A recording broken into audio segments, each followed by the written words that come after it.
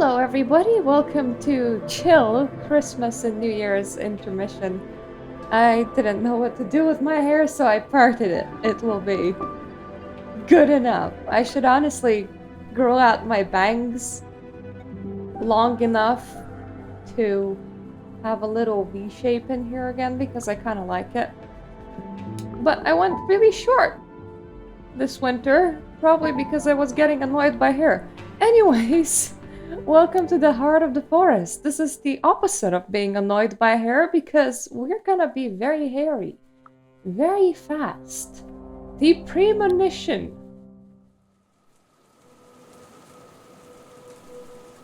This game is about rage and how it helps us to do the things we need to be done as well as things that we later regret.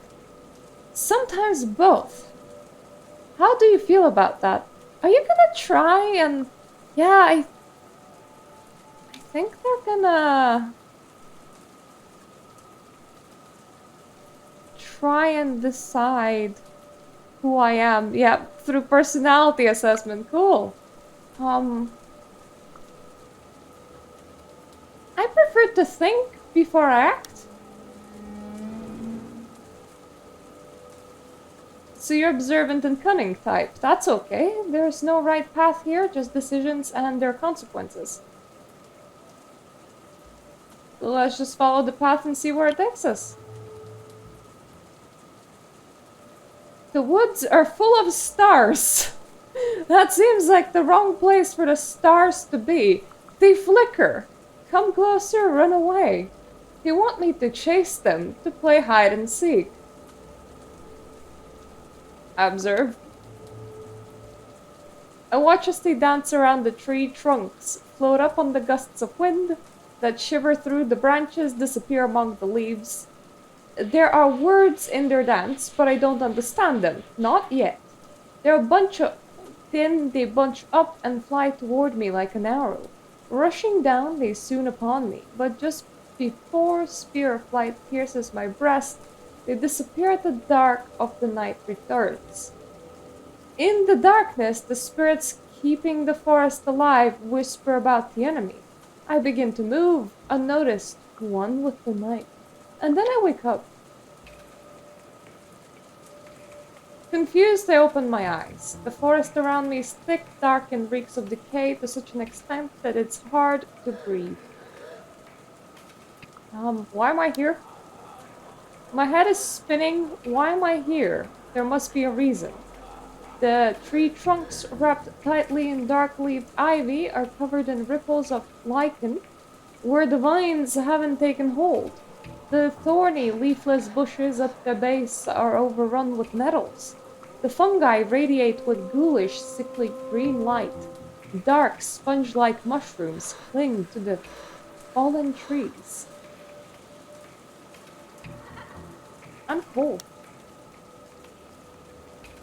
I know it's summer, but I feel cold. Where are my clothes?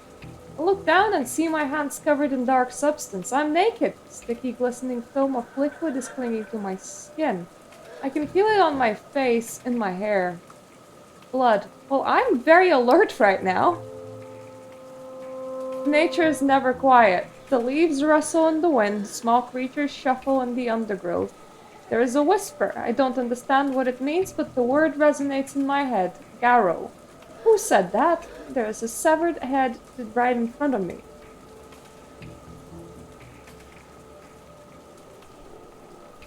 I'm gonna wince and touch it. Overcoming my disgust, I gently touch its wet hair and watch as the head topples over. The face is contorted, the eyes bulging, the mouth open as though the head were still struggling for air. I look at it and laugh, and then eyes open in the darkness. Hello, Skull! Do you have a name? Can I call you Jeremy? I can see their silhouettes, shades of jet black against the darkness. They smell of fur and moss and bloody earth. Massive creatures, some with horns, some with antlers. Their eyes burn like small, fiery windows into hell. I look at them and something wakes inside. Defiance. They tell me stories of their lost battles and dying hopes, and I say no. I tell them my stories of the enemy and how they are so stupid, so clueless that we almost feel pity as we kill them. They listen and laugh. I laugh with them. In a moment of clarity, I almost understand what the forest wants from me. And then I wake up. It's okay, we're just having a tiny mental breakdown in our dream, as you do. Apparently I'm very spiritual.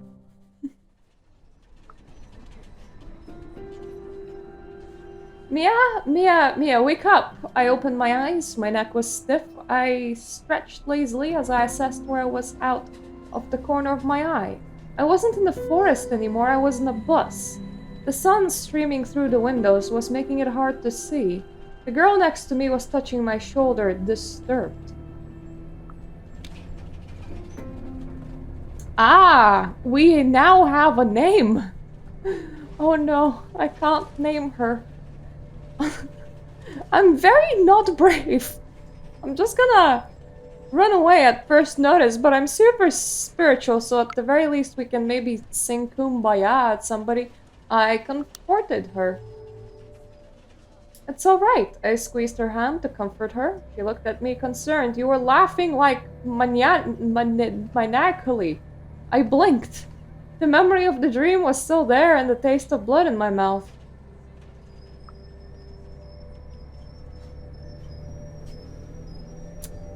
I'm gonna look outside because I think it would have been preferable if I was alone.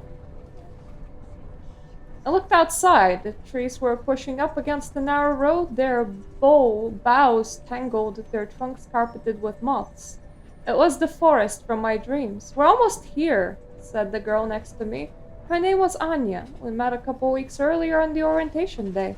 She was from Norway, a tall, broad-shouldered, calm person who wore her long hair in braids. Somehow I'd managed to talk her into this crazy field trip across the land of my ancestors.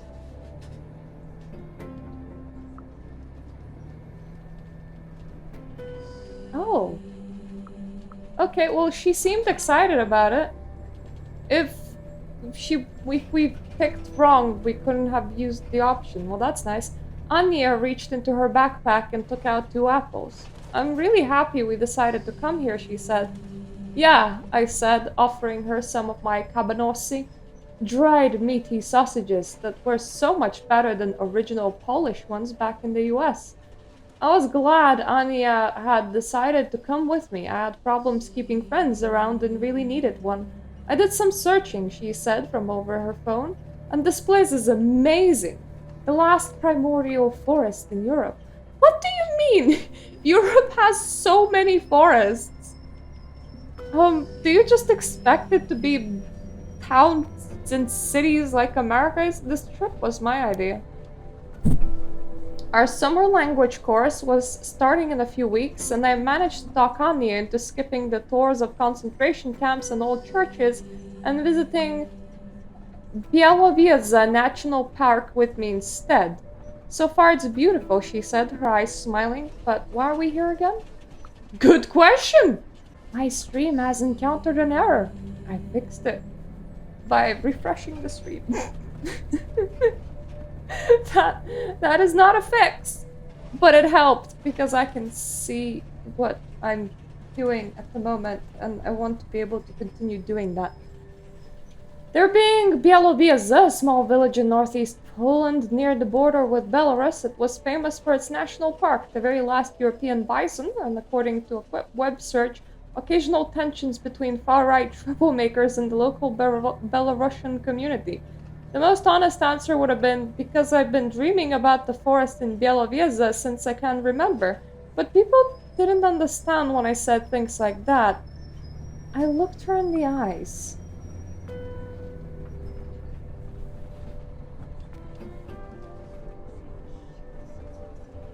I'm on like 1 willpower, that wouldn't be a good answer. Told her as much as I could. Family, it's complicated. I wanted to see the forest. I heard it was a must. That wasn't technically a lie. I don't actually remember if I read Winter's Bite. I know that I heard about it. but I'm not that invested into their comics. When I was little, my grandfather told me stories about an ancient forest full of wonders and the wolves that lived in it. It was all I got from that part of the family before my mom took me, ran away, and cut off all contact with my dad. But I remembered the stories well, and I remembered the name of the forest, Pozeska Bielowieza. This will always be our home, my grandfather used to say. Anya fell silent for a moment. I think it's great that you come from such a magical place, she smiled. The last ancient forest in Europe, thousands of years old. It makes me uncomfortable when you say that because that can't be true. I wasn't sure if I was fond of that magic, but it was hard to ignore. And that was precisely why I needed to do something. Anything about my future, that damn forest, and my weird-ass family. I had the clear goal in my mind. Find the wolf daddy! I wasn't there by mistake. I planned this trip for months with a clear goal in mind.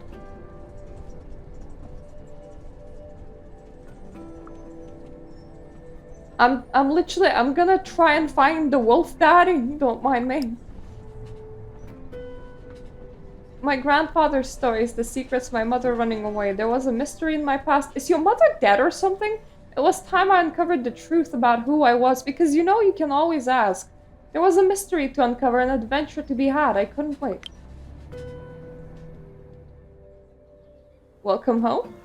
Bielowieza? Oh god. That name is just gonna continue repeating. Białowieża. Baya. Okay, this makes it harder. Białowieża. Okay. Looked like an overexposed photo of a village with the contrast turned all the way up. Are you sure that you're not like drunk and having a hangover?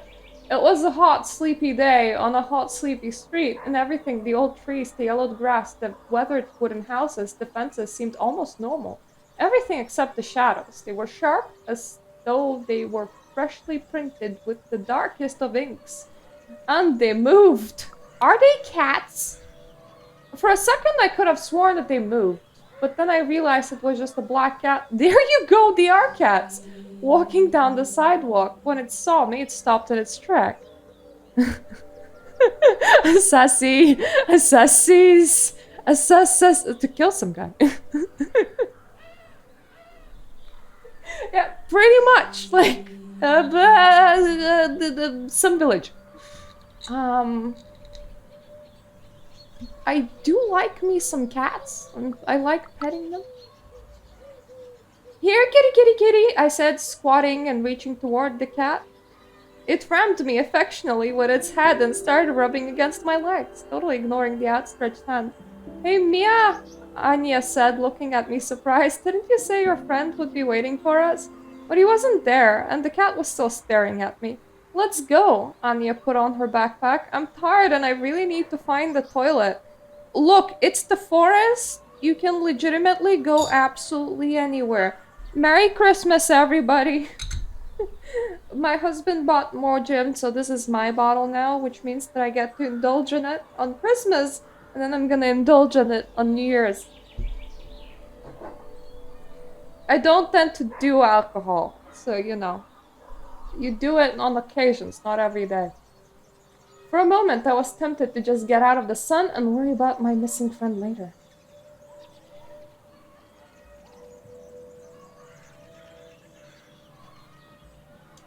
Right, we don't really want to just, like, say, whatever, people schmeeple. The meeting was too important, we should definitely find our friend.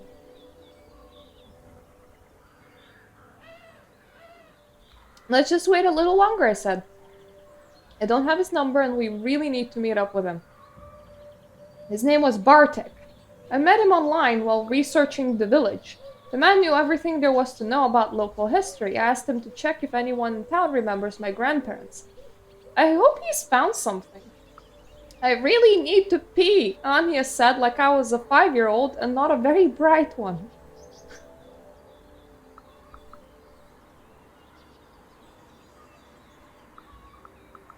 Well, I made my best puppy dog eyes. Why don't we just suggest that she pees under the tree, like I was saying? Let's just wait a few moments longer, please. Pretty please. It's important.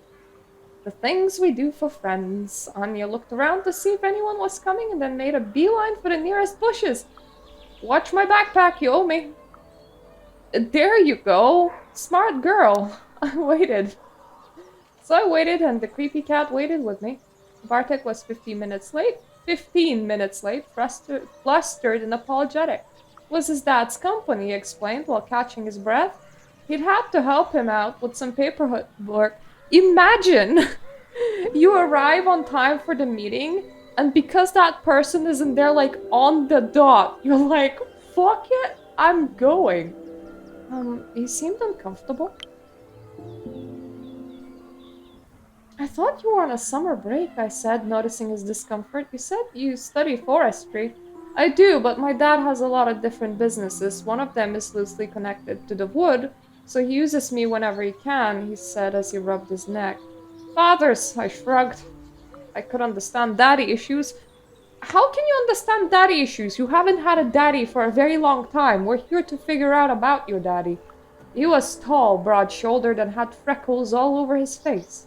Come on, I'll take you to your place. His accent was broad and very Eastern European. How can an accent be broad? Can an accent, like, be short?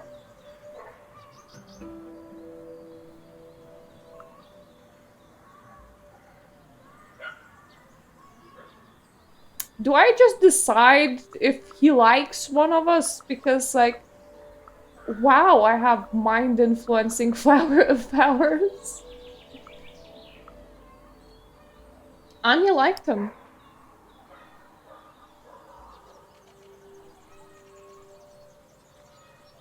Anya took an immediate liking to him, I could tell.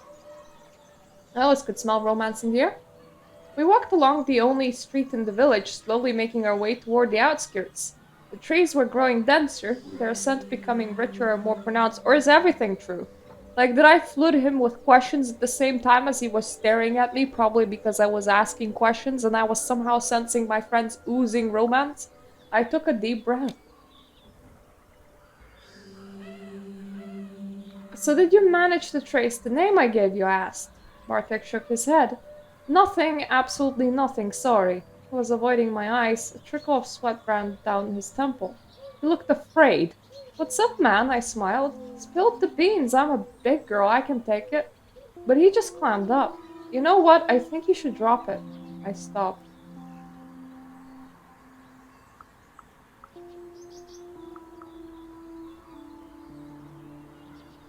What was almost too easy? I felt hurt. I turned to Bartek and looked straight into his eyes. That's a bit unfair, don't you think? I sighed.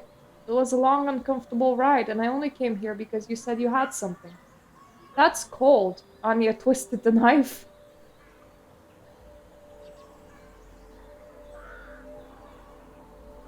Okay, so our personality is evolving as we make choices.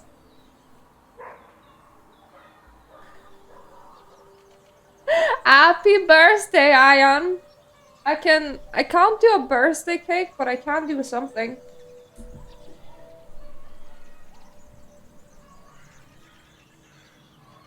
How about a birthday Christmas tree?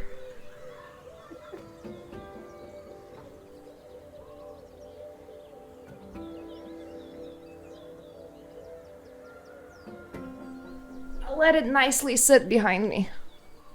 I think that will be fine. I can pull it slowly closer to this side so that it can be present too. Because it is Christmas! Christmas! Well, he brushed his forehead with the back of his hand. I did ask.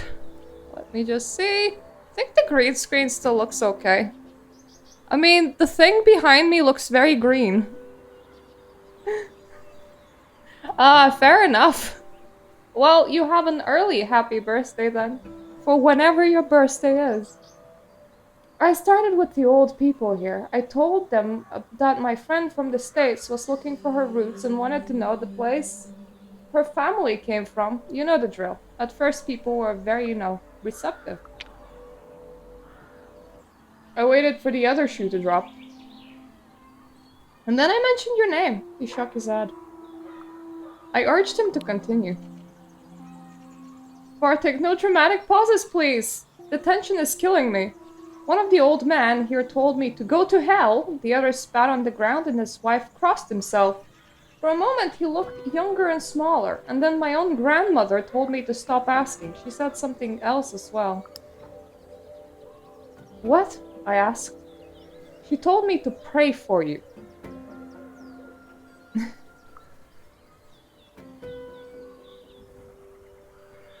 I mean, but it is a great way to get some cake. Suddenly the sweet golden afternoon wasn't so sweet and golden anymore. I'm gonna laugh it off. Nicely done! I punched his arm and laughed. I almost thought you were scared of me. Bartek smiled awkwardly. Yeah, it was just old wives' tales. Look at me! I winced at him. Do I look like a big bad wolf to you? Why do I know that? Why do I know that? What game? Why do I know that? We walked in silence, but my mind was in overdrive. People didn't want to talk, and that could only mean one thing. I was on the right track. Ooh, I'm so mysterious! My pulse quickened and I tensed up like a hound that smelled blood. I was on the right track. I like that willpower being at 2. I hate willpower at 1. That gives me the heebie-jeebies. The town had a few hotels and hostels, but the preferred form of accommodation was bed and breakfast. That's where we stayed. I found one that was nice, clean, and that had good reviews.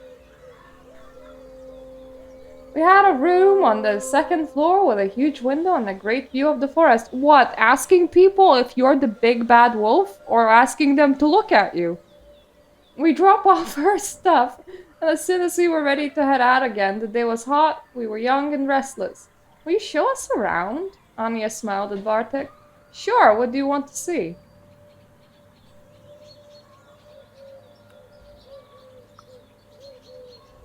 Okay. The game is like, look! Your stupid character sheet's updating. So Bartek's sympathetic. That's nice. And Anya is friendly.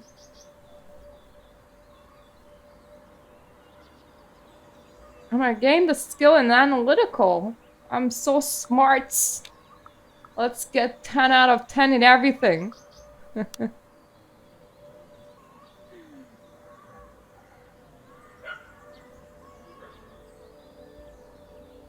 Do I look like a big bad wolf? Hey, are you into furries? The place was a quaint tourist town, but I had other things in mind. Lay of the land. I had a clear goal in my mind. My family was entangled with this town and the forest. I had to uncover my roots. Anna and Bartek went with you.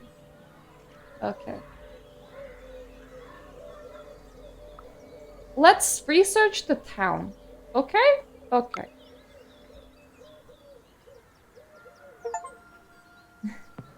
We walked through the village, bathed in the sharp rays of the summer sun. It was a lazy afternoon, disturbed only by occasional passing car throwing up clouds of dust that hung in the air long after the vehicle was gone. Anya was walking close to Bartek, asking him about every little detail in the village. People were relaxing or working in their yards. Dogs were barking and every cat was past froze to look at us.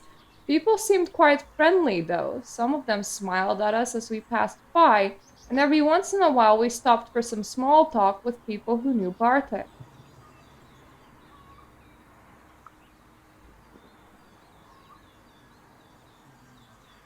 Aww. You know, I kind of want the blood. I mean, I want the Vampire the Masquerade novel that's written like this. As in, your stats like update as you go along, and it seems like the story changes a little bit as well because the two visual novels that I played, they're pretty good, but they were fairly rigid. It was a tourist village.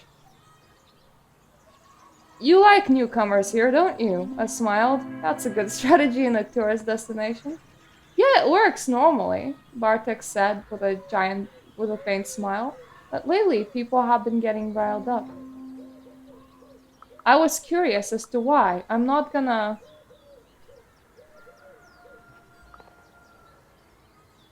Hmm. Can we lose all our rage? That's the question. Yeah, tourists could be assholes. Oh my god, we can.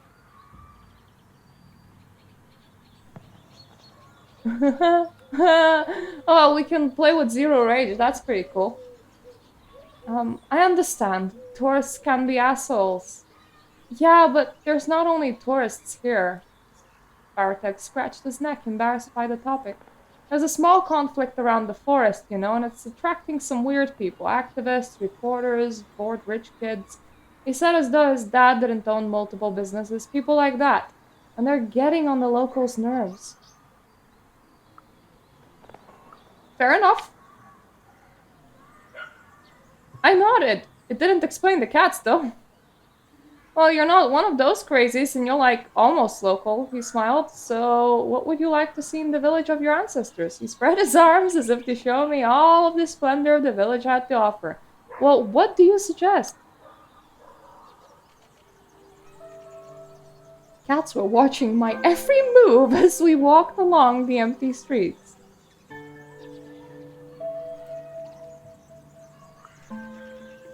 How about the old cemetery? Surely at least somebody that I knew must have died there. That sounds so weird as a sentence. Like, it doesn't sound good at all.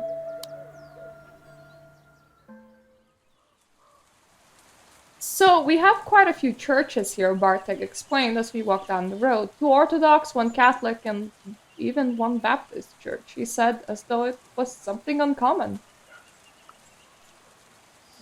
So I asked about it. And what's so special about that? I wasn't sure what he meant. He looked at me a bit disoriented and then it hit him. Oh, of course, you're not from here. Well, Poland is almost exclusively Catholic, so it's a bit uncommon to have all these denominations in one small village. Any Lutheran churches? Asked Anya.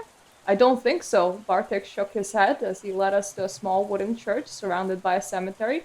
Anyway, even though we have all these churches, there is only one cemetery. The church was Orthodox, but the graves were a mishmash of styles and faiths. Catholic, Orthodox, atheist, everyone's resting together.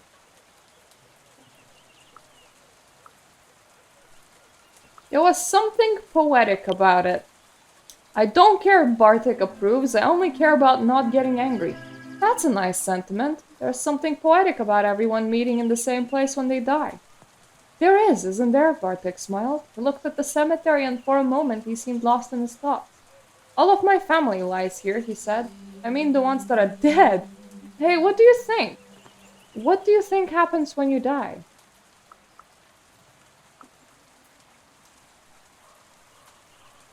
I don't know. I don't really know, I laughed. I mean, I feel like there is something more, you know? But I don't think any religion really got it right. My mother raised me as an atheist, so I just try to live and have fun. Bartek nodded. I understand. Sometimes I'm not very sure either. He looked over the cemetery fence. Well, anyway, this is it. The spiritual heart of the village. We can go and see something else if you like. So that's where we stood. I wanted to go in, and he clearly was scared to let me enter the cemetery.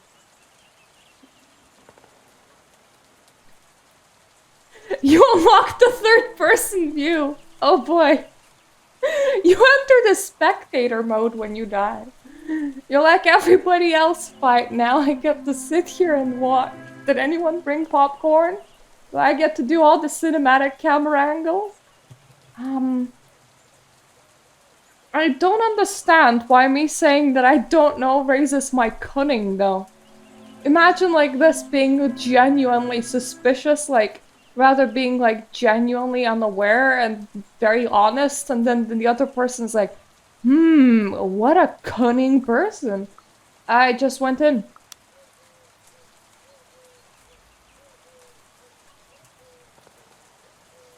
Not so fast. I wanted to look for my family here, remember? I smiled, opening the gate. Bartek shifted uncomfortably. I don't know if that's a good idea. But why, Bartek? Why? What? Why? I turned to him, surprised. I mean, I told you, people have weird reactions. Maybe it's better to leave it alone? So what are we waiting for? Anya smiled at him. Well, we're waiting for the dude that's having a hissy fit right now. He mumbled something and led us through the labyrinth of graves to the far end of the cemetery. We continued. The walkways were very narrow and the whole place seemed quite chaotic. Catholic crosses, Orthodox crosses, no crosses at all. Can I just have a giant wheel of cheese? Huge statues, a simple gravestones, graves you couldn't see because of the flowers in the graves that seemed completely forgotten. And I saw the woman, tall, broad-shouldered and long-legged with grey dreadlocks pinned to the crown of her head. She must have been in her late 40s or early 50s. She was marching through the walkways with fury in her eyes. Bartek quickly stepped between the graves to get out of her way. I did the same. Followed his lead. I think the woman didn't even notice us. Lost in thoughts and anger, Bartek looked at her with a mixture of fear and disdain. I asked Bartek about what was that. Apparently you're afraid of old ladies now. Well, I mean, 40 isn't that old, but still. What was that? I asked, watching the woman leave. Bartek winced. Oh, that's Olga. She's a local activist. She left the town when... Okay, so, for the future reference, if your camera goes down, try unplugging absolutely everything and then restarting the computer and then switching Skype on and switching Skype back up again. That helped. I don't know what it is today. Like, literally everything that could have ever malfunctioned did malfunction. For example, I can see another malfunction right now. See the black bar? It should not be there. There we go. Now it's not there. Oh! Yeah. Apparently we have to, like, replay quite a bit. Because the game only saves at a certain point, so... We definitely, like, asked about the church and why that's unusual. So Boy said something poetic about it. I received more cunning. We went into the cemetery.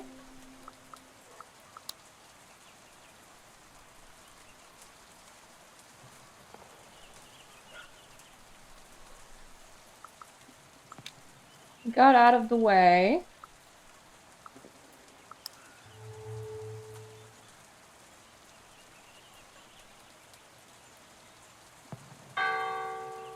Okay, she returned back to the place with the notion that she was gonna change the place. That's never good. We continued to the far corner of the cemetery. There seemed to be... Seemingly forgotten, covered in moss, was a lonely grave. It was damaged. The tombstone was broken, deliberately. Someone had obviously smashed it with a hammer. The name was half erased.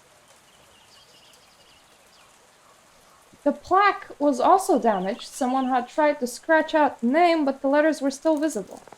There was a circle around the grave, in case werewolves came back from the dead. Rest in spaghetti, never forgetty. I'm sorry, Bartek sighed. I didn't want you to see that. I looked around carefully, and cost myself some willpower. The circle around the grave was broken, and disturbed soil where someone had kicked the salt away was fresh. There was more.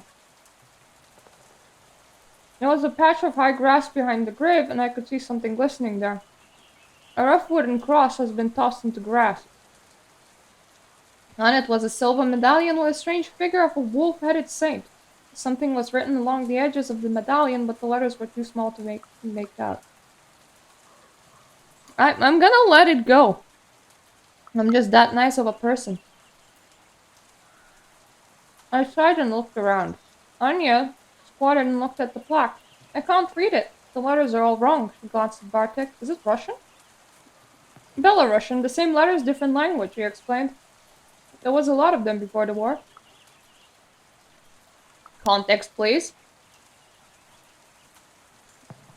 Bartek put his hands in his pockets.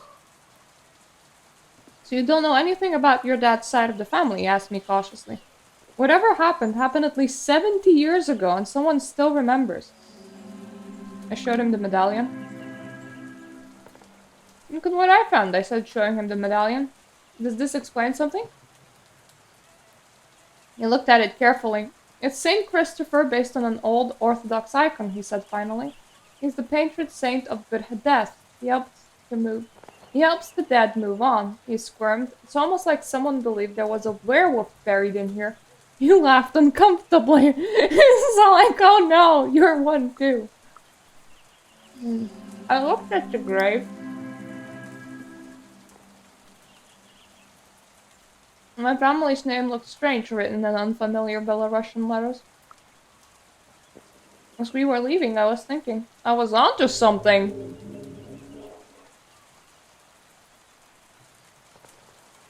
There was something unnatural about my family, and me coming to the town has stirred some old demons. I was just had to find out what my ancestors were doing here, who they were. With that thought, I left the cemetery.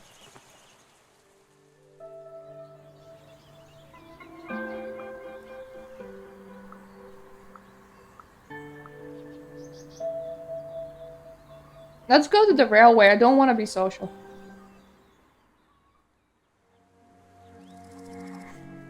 Bartek wants to show us the most picturesque spot in the area, said Anya. Maybe that's not the right word, he said, frowning. Well, it's not like it's that beautiful, but it has, atmosphere. And climate. Do you mean ambiance? Ambiance? Anya said it at the same moment as I, and we laughed. Ambience! Bartek smiled, visibly relieved. I meant ambience.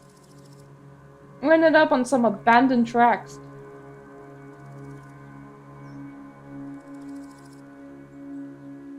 So this is where magic happens, I grinned, pointing to empty bottles and used condoms strewn across the tracks. But with the slow winding river a stone's throw away and the long drooping branches of the old trees shading the unused railway, the place was really picturesque. The bees buzzed around us, the birds sang like there was no tomorrow, the fragrance of herbs hung thick in the air. My head was spinning.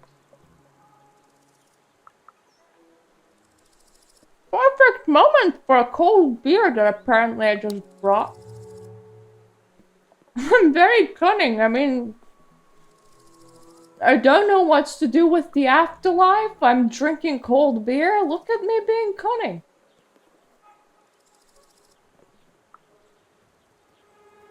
Look at what I got for us. I reached into my backpack and proudly presented the cold beers I grabbed at the B&B. The first sip was divine as always.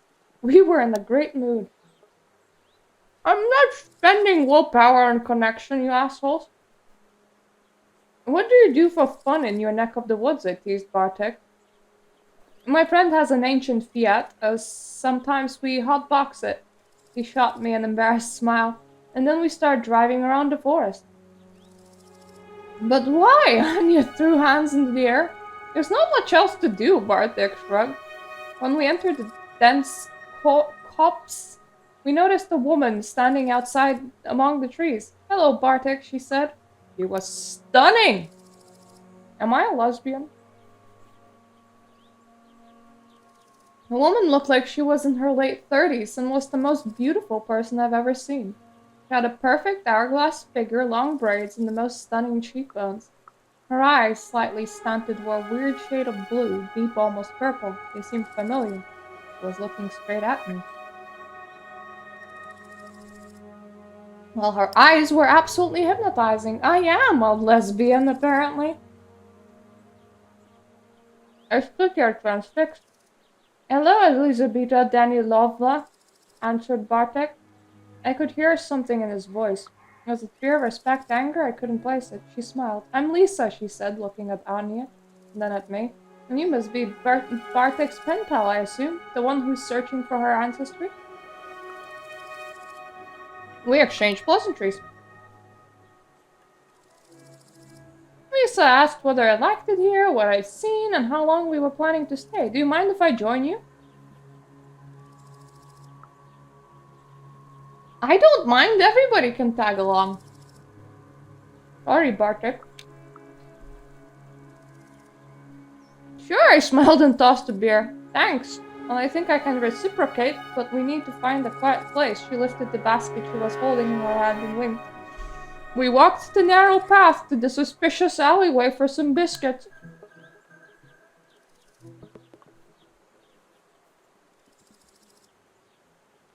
The path was too narrow for all of us to walk together, so at some point I found myself walking with Lisa.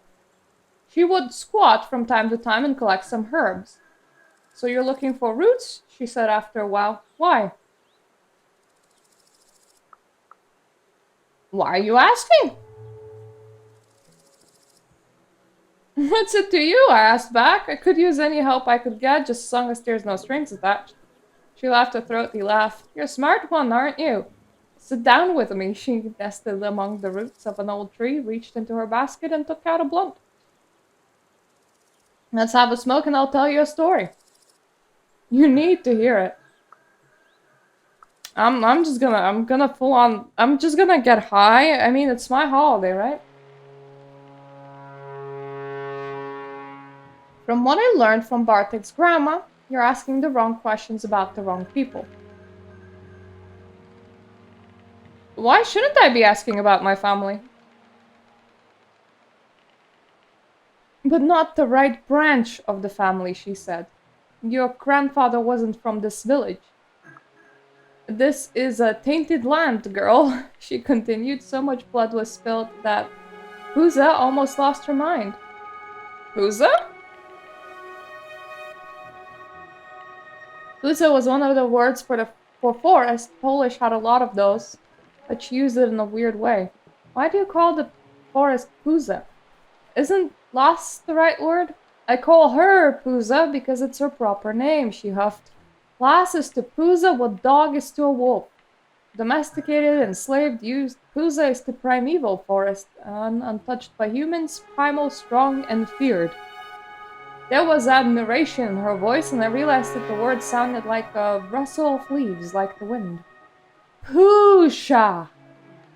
As I was telling you, Pusha almost went mad, and it's not wise to wake those spirits, especially not now. But I need my answers!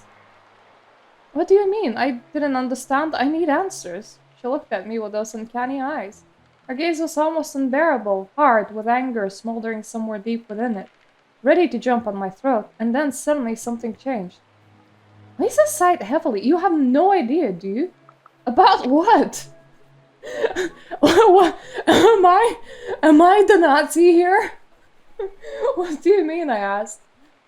So you have no idea who you are, she stated. Nobody told you what it was like here during the war and after it. Her eyes lost focus, as though she was looking at something only she could see. In 1939, when the war broke out, the first came Germans and then Russians. You know, they actually worked together. Stalin never forgot that he was beaten by the Poles in 1920. I'm gonna nod politely, I'm not gonna shrug. Oh, you have no idea what I'm talking about. It doesn't matter, really. Anyway, many millions of lives later, Stalin and Hitler stopped sleeping together, so to speak, and the Germans came. And then the Russians again. And then there were Forrest soldiers. Well, the Forrest bit got my attention.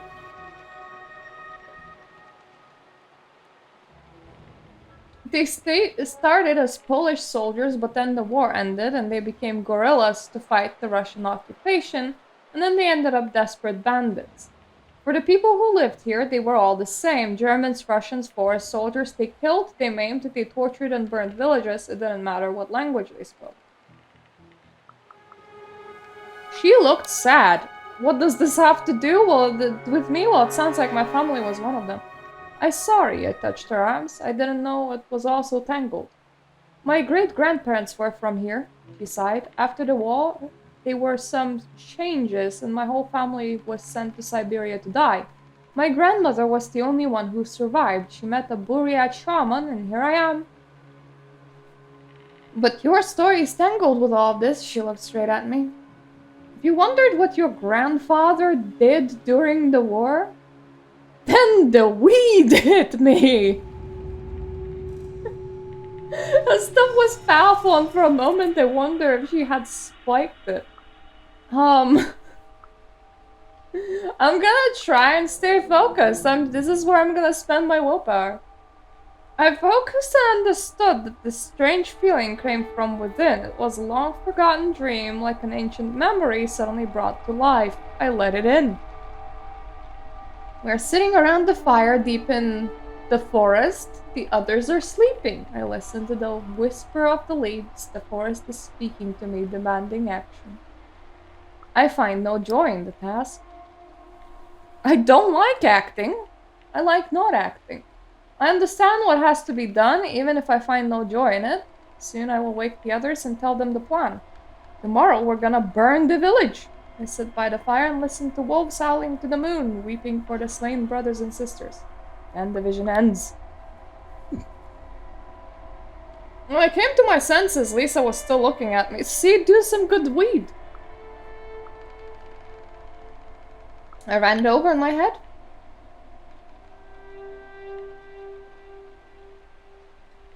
If I understood what you're saying, something from my family's past casts a shadow on my future? She shrugged. I told you everything I know. If you want more, talk to my girlfriend. We'll be at the logging site tomorrow. Well, that's a good idea. I will, I said. Now I finally knew who and what to ask. There you are, Bartek waved at me. I thought I lost you. Well, I'm gonna say goodbye after, like, drink... How fast were we walking? Were we, like, just running ahead while just chugging a beer and then she suddenly just assaulted me with weed? Well, anyway, time to say goodbye.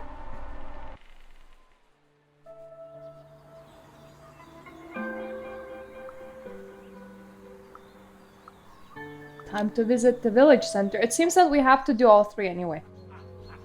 This is such a nice village, exclaimed Anya as we were walking along the quiet street. Nothing moved. The heat was stifling. I enjoyed the walk. I like how peaceful it is, I admitted. I can finally slow down and just unwind. I was thirsty. Well, good news, we're not a vampire. Let's get something to drink, I proposed. I'm parched. The local store was a large mini-mart with all kinds of goods, from beer and vegetables to notebooks and pens. It's kind of weird that I'm parched considering that I just drank a cold beer. There was a bench near the entrance and on it were a few local drunks. They looked colorful, so I waved at them and we passed. One of them wolf whistled and Bartek winced. They were an easy target for a joke or two. Who are you? I laughed at them. The local bums of the year? You must be so proud. Hey, shut it, one of them shouted back. Have some respect. Oh, I'm sorry, I said with feigned sympathy. Did you manage to lose that competition as well? After a moment of tense silence, they burst into laughter. We spent some time inside browsing the Latvian, Lithuanian, and Belarusian goods. Why was there almost nothing Polish here? And who in their right mind drinks coriander soda? I was putting the soda back on the shelf when I heard a commotion coming from outside. The voices were very loud. Thankfully, they're not inside my head. Some slurs, some curses, and a clear, mockingly polite, I'm so sorry, darlings, I don't understand. Do you like my skirt? Ah, fuck, Bartek murmured under his breath. I tried to stay out of it. I tensed up and focused on my shopping, trying to ignore the ruckus, but no matter how much I fought it, eventually my curiosity got the better of me. That's when I saw who it was all about. They were definitely not local. The person was old. Not helpless granny old, but old with deep wrinkles and a narrow mouth. They had the unisex grace of a tired heroin-preserved rock man. Their shoulder-length, disheveled hair completed the look. They looked very out of place in here. It looked like someone had teleported them there from a different planet. They had a clean shave and eyes highlighted with eyeliner. Their nails were painted in bright blue. They wore heavy army boots, an outrageously red skirt, a tank top, and lots of leather jewelry.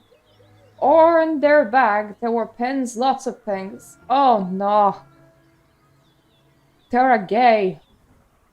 Anarchist and pacifist. They're a gay communist. Even worse. I think some German band stripes. Gay communist Nazi?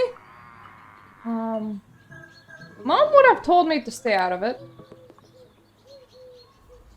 Don't get involved. My mother always told me you kept getting into trouble. You don't want to get into trouble abroad where there's no one to help you. But what was the problem? That was the problem, wasn't it? I always managed to get involved. I couldn't just let go, even now. I approached the Don't approach the weird foreigner! Leave them alone! They don't look like a person that I ever would approach. Hi, I'm Maya. I just got here. They looked at me with a serene smile. Nice to meet you, Maya. They said in an unmistakable German accent. I'm Kim. German Kim? You kidding me? I pointed at the drunks. Are they bothering you? I asked them, trying to make my voice as polite as Kim's. Wasn't that hard. My heart was beating fast, but I had it under control. Oh, the person shined a blissful, mocking smile at the men. Not at all. Why would they be? Hey! Someone suddenly said from behind their backs. Kim smiled, and the men at the bench stiffened. I turned around. Very stiff men. Nice stiffy. You should stop drinking that moonshine. It makes you pick fights you can't win. She looked ferocious. And the drunks started explaining themselves. But look at this, said one of them, gesturing towards us. For the last fucking time, the name's Lisa. And this is my friend. You're to leave them alone, got it? The drunks mumbled and went back to drinking. Thanks, Lisa, Kim said in English. You shouldn't have. Oh, but I wanted to. I like Lisa. I don't like whoever this person is. Subscription received. Thank you for the subscription. Hi, Lisa. I waved at her. I think I saw relief in her eyes when she looked at me. Hi, Maya. I was worried that you gotten yourself into trouble here. So will you join us on the anti-logging protest tomorrow? She asked me after a while. Why were they logging in a national park? Wait, isn't this place like a national park, I asked? Why are they logging here? You would think that they would leave the oldest forest in the continent, the beating heart of it alone, wouldn't you? She looked at me with a grim expression. There's illegal logging here, Anya chipped in. Wood is money and there's plenty of wood in this forest. Suddenly, a feeling rushed over me. I was ice cold. Suddenly I felt cold despite the hot, sticky summer air. As though there was a wind from the forest that blew only for me, inside me, chilling my bones and blood. There was something sad and helpless about it, even though it felt all-powerful. A word appeared in my mind, a strange one that was neither Polish nor English. Parano. Lisa looked me in the eyes and spat on the ground. I would eat those greedy bastards alive. I noticed Kim watching me. I felt like I was being watched, and when I looked up, I saw Kim observing me with a curious expression. They knew that I'm just listening to voices in my head. It's a familiar feeling for them.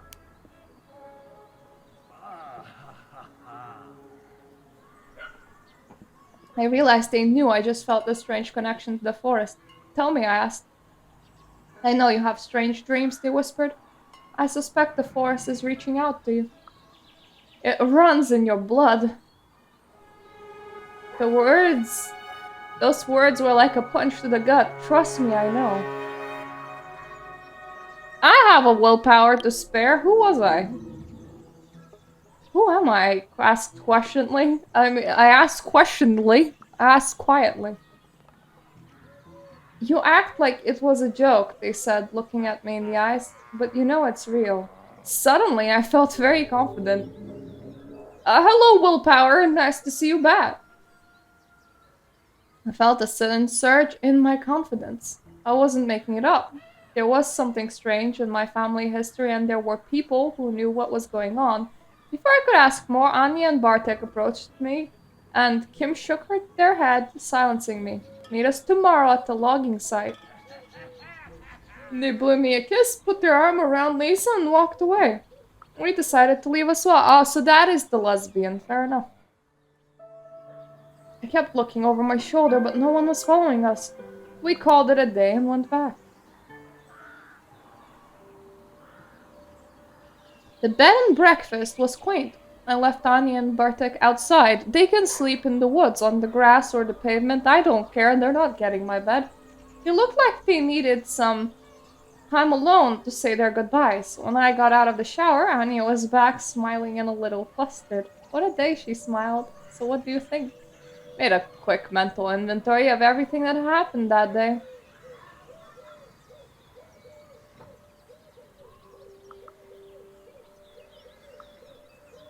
A graveyard's a safe thing to mention, right? I mentioned the graveyard. What happened here that people are still vandalizing my family's grave? What did my grandfather do? She put a hand on my shoulder. Whatever it was, it's not your fault. It wasn't. But it could be my responsibility. Remember the shop? The tension seemed almost unnatural. A few words more and it would have been a regular fight. Maybe they just envied Kim's style. Anya tried to joke, but she seemed worried. They're deforesting the place. I can't believe they're logging here. I shook my head. Isn't the forest on a UNESCO list or something? Yeah, I know. I want to check out this protest people were talking about. Maybe we could go there tomorrow? I don't feel like sharing anything else. I don't want to seem crazy. You know what? I'm seriously tired. Let's call it a day, shall we? Soon, we were both in our beds, ready to sleep. Even though I was tired, the sleep didn't come quickly. Anxiety was spreading its cold, writing roots deep into my chest and stomach. I lay there for some time, looking at the silver rectangle painted on the wall by the moonlight. Your anxiety is cold? Jesus Christ, my anxiety feels like somebody's electrocuting me. When I closed my eyes, I could still see this weird vision I had that day. My roots were here, I could feel them, almost touch them, and they were reaching to me. I felt like I was close to getting answers. I felt that answers I was looking for were within my reach. I just had to go and see the logging protest, meet the right people, and make them talk. After a long while, all those thoughts became blurry. They slowly started to turn into pictures, sounds, and colors, and they drifted off. A lonely ray of moonlight shines on the broken nameplate at the old grave. Imprisoned under the cold, shiny stone, the dead wait for something. I tremble. Something, it's coming. It's huge and monstrous. I am a seed!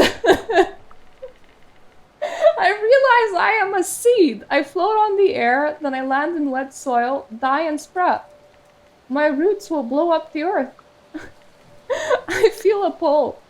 I feel a pull and surrender to it. I float toward a clearing. There are piles of fresh corpses of people who died young, skinned, and mutilated. Their loved ones stand around them, grieving, unable to do anything, waiting, and suddenly they are just trees and tree trunks. It definitely does not feel like the place to dance. I'm just gonna cry here. I weep and the other voices join me, terrified and hollow. The trees are dead, and I'm here to help console their spirits. There is a stench in the air like meat rotting in acid, but somehow worse. I see the monstrous whoever smelled meat rotting in acid? That seems very specific. I see the monstrous army. Their mandibles are writhing chainsaws. Their long metal arms are wrapped with black pipes that look like glistening intestines. Their smell is vile. They wait, unmoving. I pay my respects to the dead. I go to the dead trees, kneel next to them. Words come to me in a language that I don't remember, but that I know. Words about revenge and death and sacrifice, and then my voice tells me to look at the sky. There, between the stars, two shapes circle each other, an old, sad wolf with gray hair and a white weasel. They keep their eyes on one another as they continue with the dance. Suspicious but not hostile. We need to fight the enemy. The awful rotting stench, I know that much. But how can we do that when we don't trust each other? They stop, they look at me and the clearing. I look at them very cautiously. I have zero aggression, I'm a good girl. I gaze at them just like they gaze at me. Now the three of us are all measuring each other. They descend to the opposite side of the clearing. One by one, other shadows join them. Stand in the middle of it all. You know, considering that Werewolf got visual novels, and so did Vampire. Does that mean that we're gonna receive some for Hunter? Because all the Hunter has gotten so far is lame, like, full-page reads, and I don't really like those. They're very time-consuming to read, and apparently quite a few of them can just, like, crash midway through as well.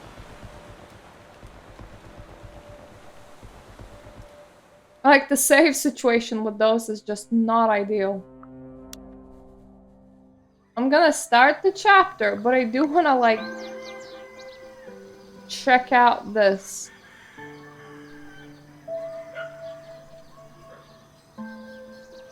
Okay, so whatever that Haribo thing was, it's not on here. I have a feeling that it's like a wolf species. Oh no!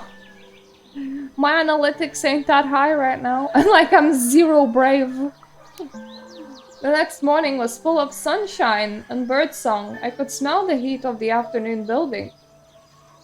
Those long honey-like hours in late June, where Earth isn't tired of its own warmth yet.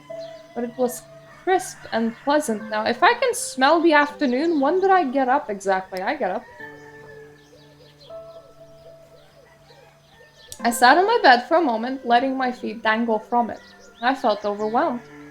The weight of the previous day had coiled up somewhere in my chest, and I didn't really know what to think about everything I learned. And then there was the dream. Then I remembered the dream, the clearing, the animals, and the night sky. How was I supposed to react to it? I took a shower, ate something without really paying attention, and went out. Anya has joined the party! Because she really did not want to go alone, I think. I can't select to go to the town either. We were halfway through the forest when Bartek caught up with us. You were right, Anya, the protest is important.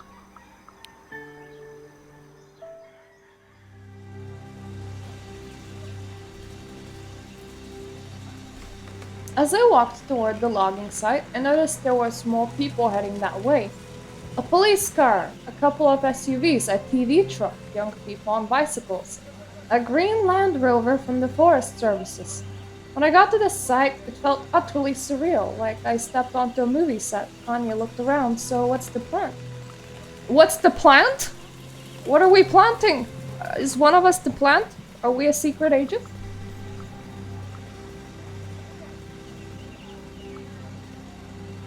Well, I'm here to learn about my family.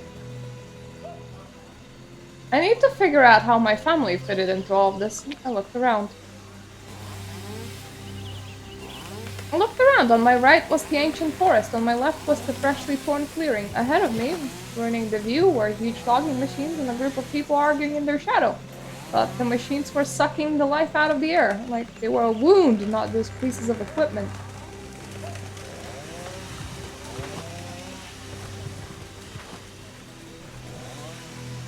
I'm just like, I'm gonna stare at something. I'm gonna stare at the clearing, why not? Trees they cut down lay in the middle, thrown together, lifeless, limp, just like in the dream. Surrounding them were the harvesters that killed them, and people who squabbled over the corpses, the protesters, the reporters, the police, and of course the loggers. The harvesters loomed over the clearing, reeking. If this is like a sacred site, right? Not just sacred, but like protected, and there's police there. Why don't they just arrest the loggers and be done with it?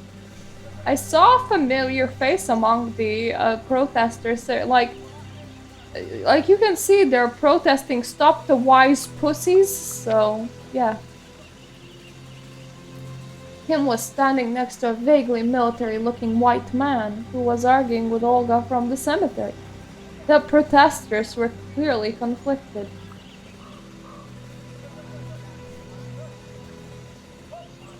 It clearly needed some advice. Let me just put in my 2 cents, even though I don't know what I'm doing.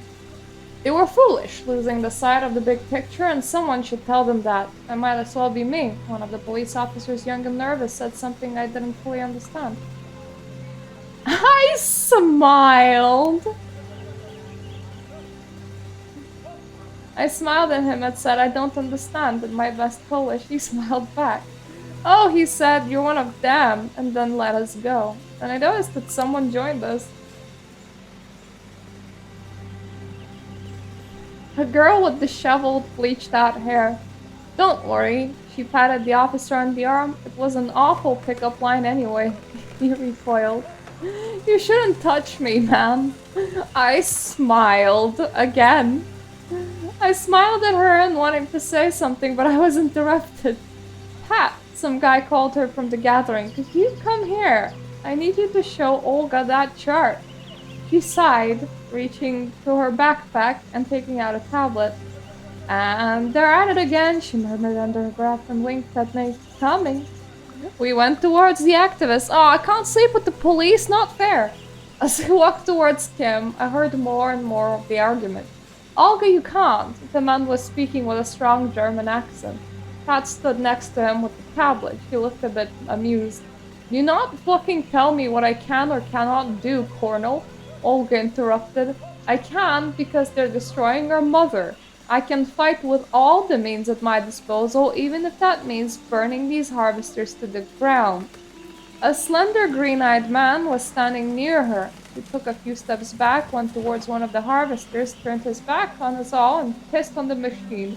Olga smirked. Aw, Daniel, you know how to bring the point home. He looked at her confused. It was like, I'm just taking a piss, woman. Burn the harvesters, Colonel asked calmly, in this draw. Olga, are you out of your mind? You know what I mean. We fight them any way we can because this is a war, she spat. He sighed. You never seen real war, and it shows. Nobody is shooting at us, and believe me, we want it to stay that way. We need a peaceful protest. Let the foreigner that knows absolutely nothing speak instead. Hey, can we talk? I asked, approaching him. Oh, Maya, darling, it's good to see you, they smiled. Maybe you'll be able to convince her. Ah, so I was to take a stand. I looked at them.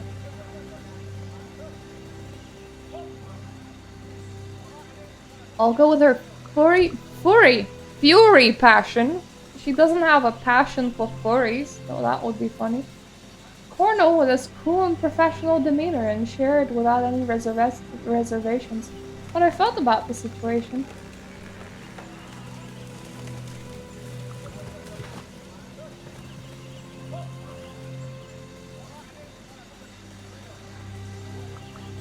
There was a fine line to thread. Oh, Cornell doesn't like me. There is a fine line to thread, I said in the silence. You don't want the protesters to be painted as terrorists, and you don't want them to be treated as irrelevant and ignored. Kim shook her head and moved forward. I observed them curiously. Olga, darling, you know I love you, but Cornell really knows what he's doing. Please trust me on that one. She looked at her apologetically. Fuck off, Kim. didn't even trust me enough to come here on your own when I asked you to. Lisa decided to say something. Are they gonna like me more just because Lisa speaks? Because that would be nice. Lisa looked them straight in the eye. She had a peculiar accent. Kim, you want to teach me about violence? She looked him straight in the eye. About fighting oppression just because your boss went to what? One mission of Afghanistan? Her Polish was peculiar, kind of mellow. Cornell winced. Lisa, leave Kim alone. He didn't know what to say, and it seemed that the whole discussion would be derailed.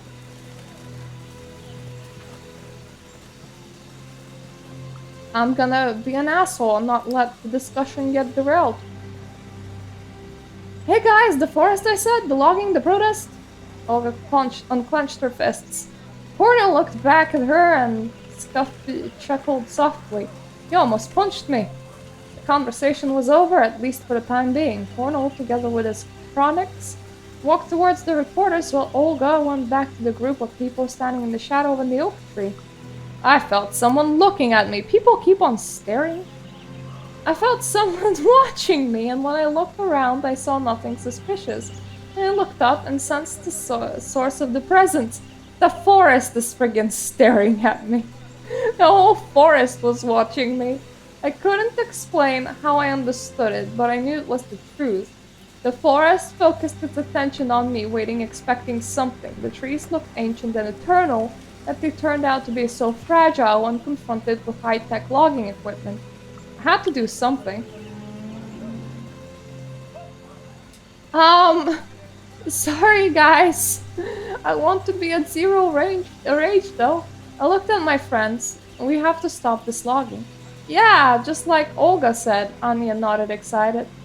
What you're doing is unforgivable and we have to fight. It is a very complicated situation, Bartek looked thoughtful. I liked what that guy Cornell said, that we should proceed peacefully, not to discourage the public and potential supporters. I stared at things.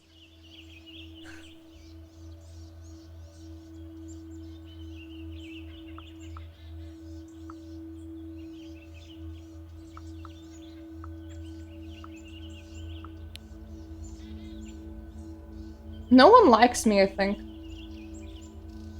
Okay, she's loyal. Bartek's sympathetic.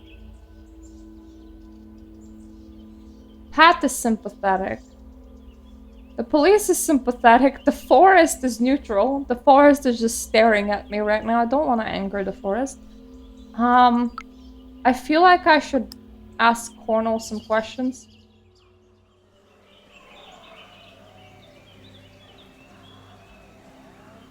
As I approached the group, Kim waved at me. Come here. He took me straight to the leader of their group, the man who was arguing with Olga. Hello, Maya, he said. I see you haven't come alone. He reached out his hand. He was right in the discussion with Olga. I heard you talking, I said earnestly, and I think you were right. Was I? I couldn't tell if he was amused or flattered. His eyes were an uncanny shade of gray. Might have been in his early 30s, I thought. Your eyes go gray when you turn 30s, remember that. But there was definitely more to him than just his eye color and his age. But there was more to him than his pretty bad boy attitude. And I wasn't sure what it was, but I felt it. And he knew that I knew. Cornell looked at me in the eyes. I know why you came to the town. The forest is reaching out to you because for a long time your ancestors were its servants. And now you're the only one left to pay what they owed. He seemed to believe it. I looked at him, skeptical, but he seemed to believe it. The important question is, he looked at me intensely, do you want to help? I have no time to answer, I gotta pee right now. But before I could answer, I heard a commotion turned around. The reporters were coming our way, but their cameras were switched off and pointed to the ground. I had an idea. I ignored them and turned back to Koval.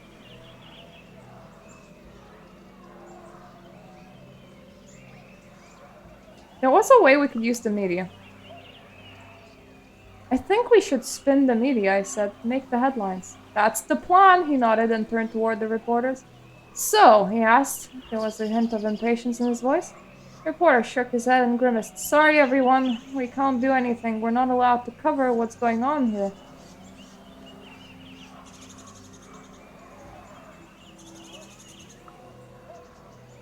Oh, well, that sucks. Balls. But I get to lose rage, so that's good. What do you mean you aren't allowed? Who said so? I wasn't sure if I understand his Polish correctly. The reporter shrugged. The people who can send an officer your way who will kindly ask you to hand over your memory card or else. Go figure, girl. There was a moment of dead silence. Then it all came together. Suddenly I understood the dream. There was a moment I could tip the balance.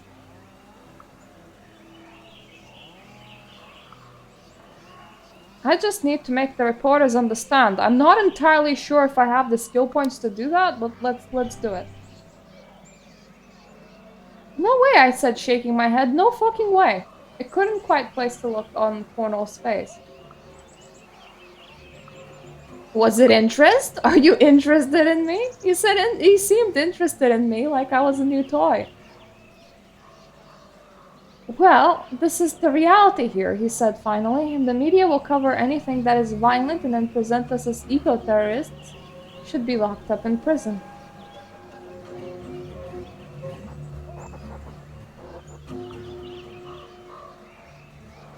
So we just needed to give the press something interesting. Look at the reporters. They were bored bunch from competing media outlets thrown together by circumstance. Just needed to give them something interesting. I appealed to their greed. I have 50 bookies in my pocket, apparently. Are you just going to stand there and watch as we try and save the forest? I asked, and for a moment I was surprised by how clear my voice was. The loggers don't respect nature. They came here to destroy it. We have the forest on our side. It will be an epic conflict. And one of you will make money reporting it. The question is, which one? It had an effect, just not the one I hoped for. That was exactly the new age bullshit I was hoping for. I turned and saw a journalist lowering their camera. There was a sticker on it on the logo of a national TV station. Now let us throw in a couple of shots of that freak, he pointed at Kim. Why are deviants destroying the traditional way of life of the Polish countryside? The reporter started saying into his microphone. I have willpower to spend. I asked others for help. What's up with you? I asked the other reporters. Have you lost your spark? Have you forgotten why you do this job? I held my breath. They just ignored me and turned their attention to Olga's group, who chose the moment to violently clash with the cops. Ugh. I lost this fight. This is the moment where you exit the scene. Kim turned me around and gently but firmly pushed me away. We'll be in touch, they whispered. When I was on the road to the village and nobody could see me, I doubled over and vomited. I always felt violently sick. When there was too much to process at once. In the whole commotion, I lost Anya and Bartek from my sight. I was alone. Or so I thought. The forest is still speaking to me. Oh, the press is neutral.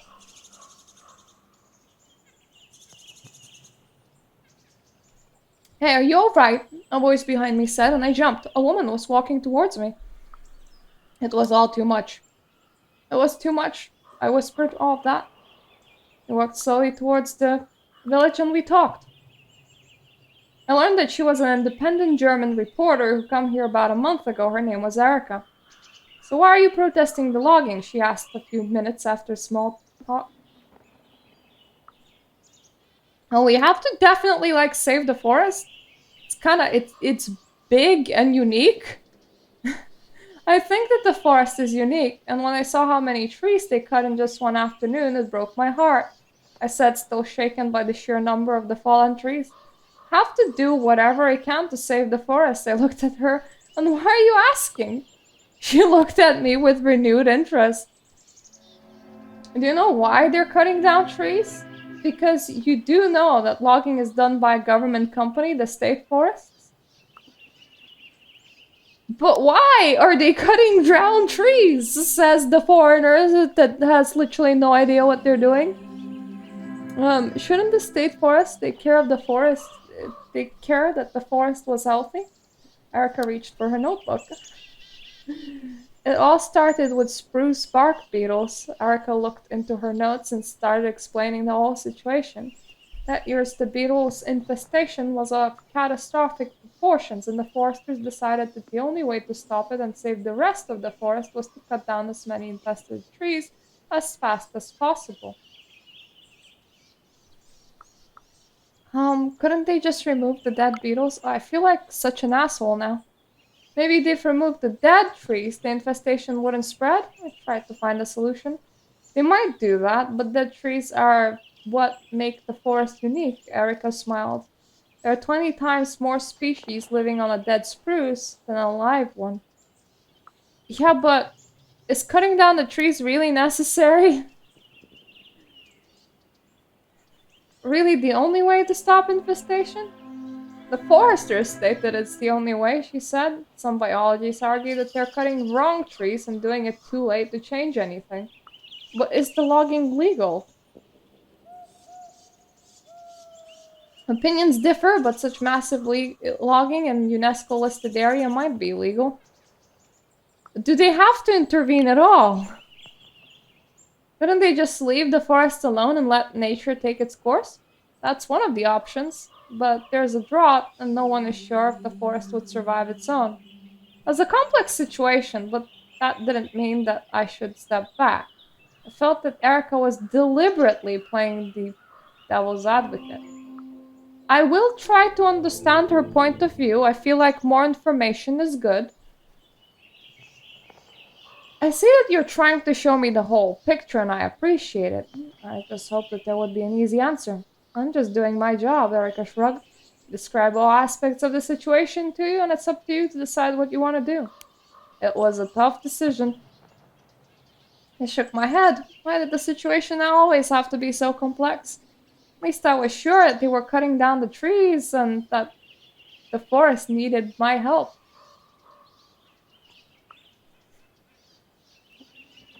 I do have a lot of cunning. Just gonna laugh with her, I guess. Do you really think that you can just walk through life just presenting facts and not taking sides? I asked, laughing.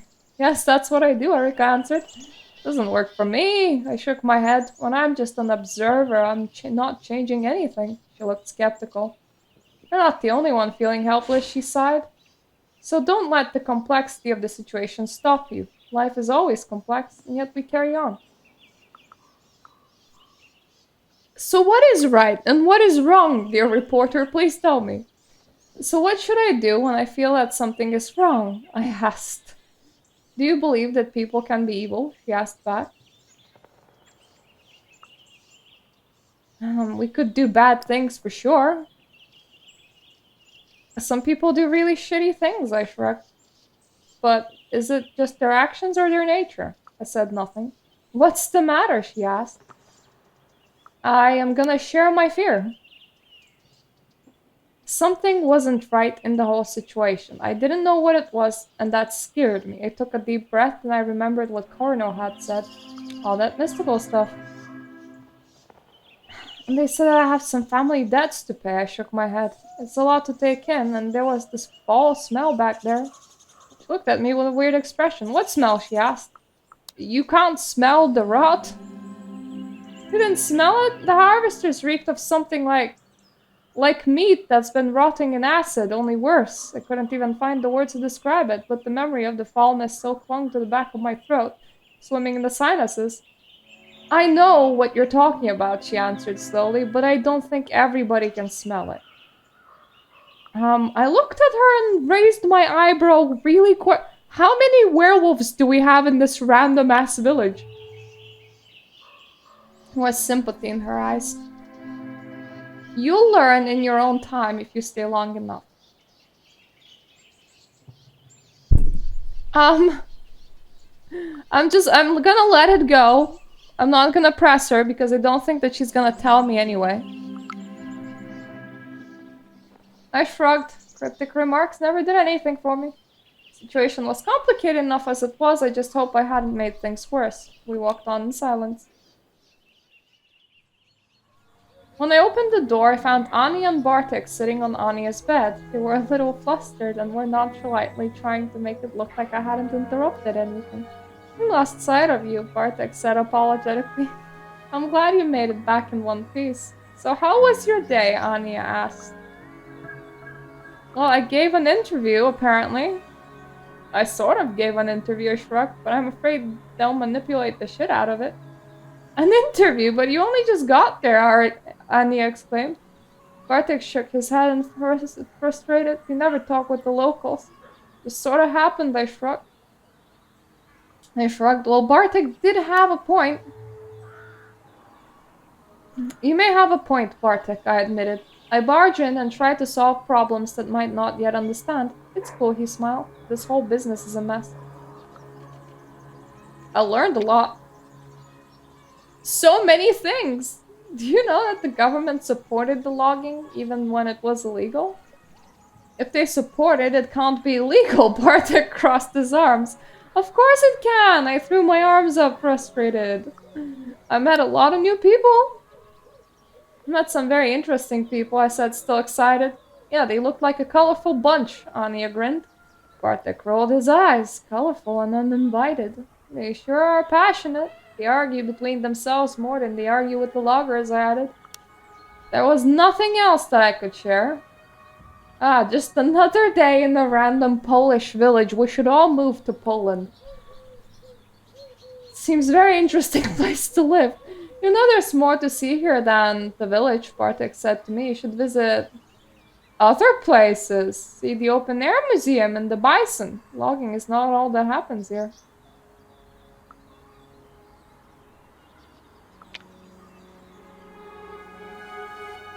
I love to see it all, I sighed. And I'll do that as soon as the situation with the forest is resolved. And how's the search for your roots going? Asked Bartek, clearly wanting to change the topic. I'm just gonna share what I know. It seems that my ancestors lived around the forest for a long time, and there's some kind of debts to be paid. Wow, Anya looked impressed. Honestly, I'm not sure what to think, but if you need something, just let me know. Just remember, if a foreigner ever comes to your country wanting to ask about their family, just say that they have debts to be paid. Maybe they're gonna give you flat bookie. I just sat there looking through the window. The day's been full on and I was exhausted. Didn't notice when I had fallen asleep. I can do anything. You can do better. It's quiet now. Yeah, and I know deep inside that something isn't right. I keep on walking. I'm walking through the forest to the logging site. It's getting dark. The light seeps away as though there are millions of tiny punch holes in the sky through which it can escape, and the darkness starts to pour in. I'm gonna welcome it in. It's nice. It's thick and oily snake line. It wraps around my ankles, caresses my wrists, and takes my hand and leads me to the site. It's full of maimed bodies. All trees, fallen trees, still alive, still struggling for air. But I am not alone. The monsters are coming. They have long skeletal arms. They are wrapped in glistening black intestines, and Catch Arm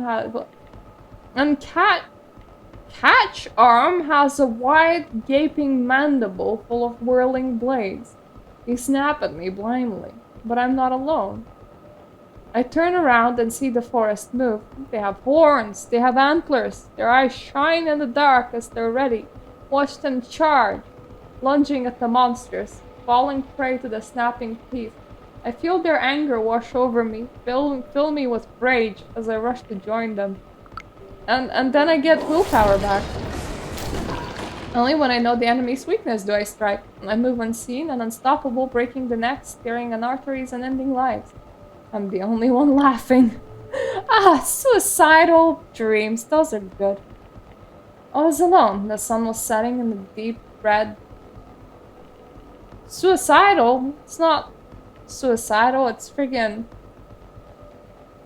where you are just being a homicidal maniac. There we go.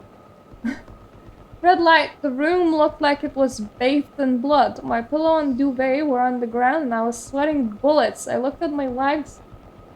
Why did they become so hairy? I could have sworn I shaved that morning. Oh no! The moon is coming!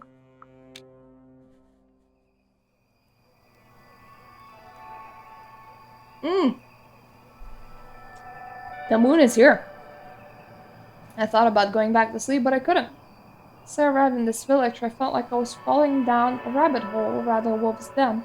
My dreams were getting more and more vivid, and I was scared. I needed to talk over it with someone.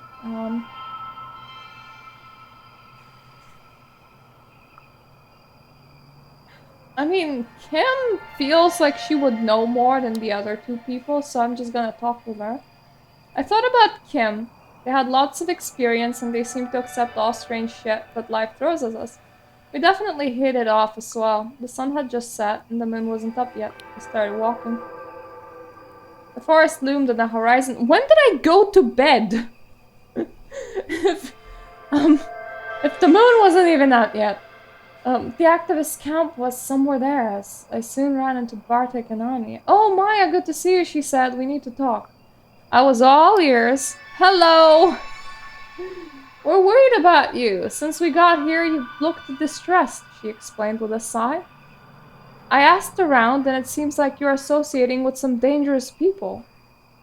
They know things about my family, answered, and I need that information. IG of what?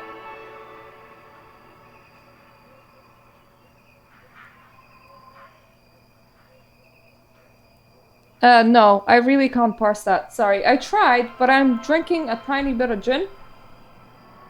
Oh, no, I don't. I could use some support. I don't know, should I, like, drag them into or not? I should drag them into. To be honest, I could really use some support. I sighed. Would you come with me? Anya smiled. Sure, sister! And we walked together. Bartek followed us without any discussion. Well, he's now attached to Anya, so of course he would follow. The camp had a different vibe than the logging site protest. There were more people there. We looked around trying to take it all in. No, I'm not single. I checked the whisper. I'm married. Thank you for asking. The people in the camp seemed quite cheerful. Someone was singing. I heard 3 or 4 girls singing together in a unique Eastern European style called the White Voice. It was the most melodic, throaty growling I've ever heard. I never heard about that. Would be nice if the game could demonstrate it. Hint hint, music track. I stopped and just got lost in the music for a long while. People were milling about, setting up camp, cooking, preparing posters. Everyone was busy. Have no idea what your plan is, said Bartek, but you have my full support. Well, I saw Kim talking to Cornell. I want to talk with Kim. Hello, I said as I approached. Cornell smiled at me. Hello, he said. What brings you here? I need answers. I'm growing a lot of leg hairs, and it is full moon. I shrugged and dug my hands deeper into the pockets of my jeans.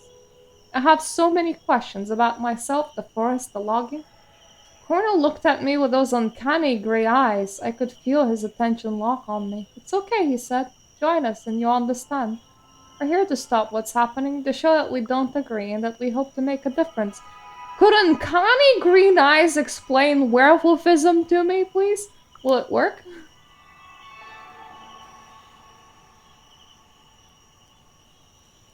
I don't know. All I know is that it worked before. It worked for Gandhi. It worked with segregation and apartheid in the end. It worked with communism, so let's see if it works with capitalism too. Violence is not the option here. He smiled. Well, I think you know quite well that anger doesn't really get shit done. I definitely knew that. I have 0 rage. Like, I am not entirely sure that I can even werewolf right now. I smiled back. Somehow being around him made me feel more relaxed. I know you can count on me, I answered. I have a family debt to pay, and I couldn't be just an observer anymore. Some protesters told me that my family had a debt to them, so of course I'm just gonna immediately not question that and try to pay it, because why wouldn't I? So we may have a little citizen protest going on tonight, Cornell said. But I'll need your support if we want to convince the others. They all wanted to do something that night, but after a whole day's discussion, they were still divided on what to do. 3 for one option, 3 for the other. I had to deciding vote. No violence, though I'm not entirely sure what we're protesting in the middle of the night when nobody can see us, guys. I voted for the peaceful protest, and soon we were on our way to the National Park Headquarters and Education Center. We had some banners to install. Bartek hesitated for a long while, but he joined us in the end. I'm only coming because my dad is out tonight and he won't see me coming in late, he mumbled. Anya also tagged along. I'm just taking the whole group. This is exciting, Anya whispered. I've never done anything so illegal. Soon we were there. As we were on our way, I realized that we followed the path only because of my vote. I made a difference. The National Park headquarters were located in something called Palace Park. The name was historical. Palace Park in Poland, that doesn't sound right. The name, like everything in Poland, was historical. Centuries ago, some king had his hunting lodge here, but now it was a mishmash of old and new buildings scattered around the park. How many kings did Poland exactly have? I don't think that was a lot. Some were rough and bulky, made of stone and brick, while others were an extravaganza of wooden porches, lace-like shutters, and meticulously sculpted pillars. There was no one around, but the area was well lit. It was exciting. Finally, a big shameless gesture, I thought, looking at the huge silhouette of the headquarters. I felt alive. No! Take away my rage. I want to feel like a subdued puppy. My heart was thumping in my chest. I was grinning from ear to ear. I felt alive and reckless. Suddenly I remembered the church located just next to the Palace Park gate. I could feel its dark silhouette looming in the darkness, waiting. We were ready. I'm still doing it. I'm not backing out just because the church building is trying to stare me down. They spent the whole day painting the sign on a length of material sewn together from what looked like old sheets that were various shades of grayish-white. The dark green letters declared, "Wood is the enemy of the forest."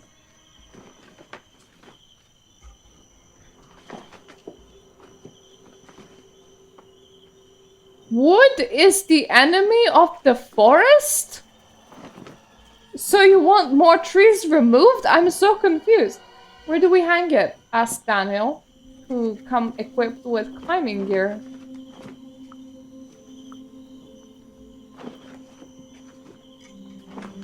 We could cover the church. Remember the church near the entrance to the park? I gestured towards the gate. We could go there and hang the sign there. It would drive the message home.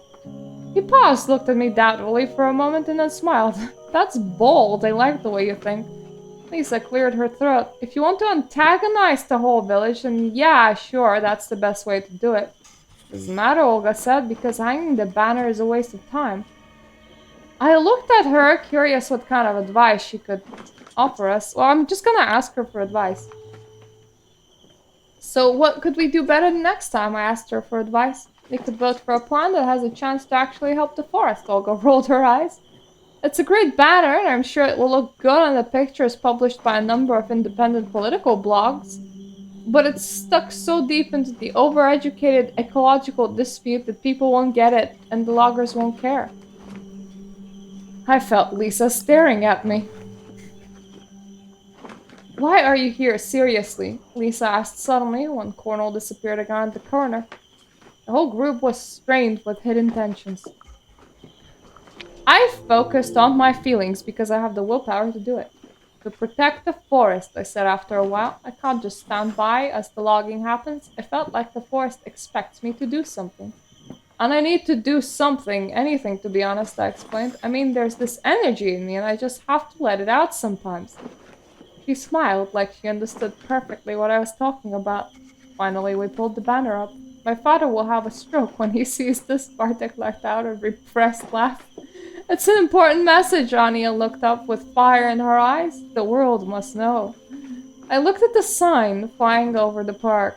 I was proud of our work. When we finished, Cornell gathered us together. I was proud of what we had accomplished, and I contributed!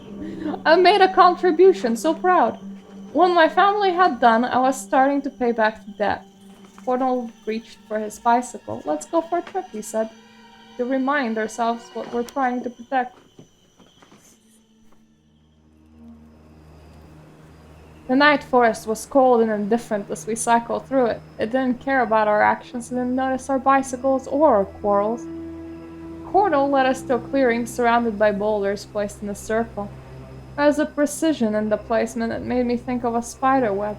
I wondered for a second if we were flies or spiders. Well, Anya chuckled and I lost rage, which is good for me. This is exciting, Anya chuckled and I relaxed. There was some kind of energy here flowing around trying to reach me, but it couldn't. Not without my permission. I was ready to act. What now? I asked, looking at Cornell. He turned to me, but before he could answer, a loud sound tore through the silence. It was a gunshot.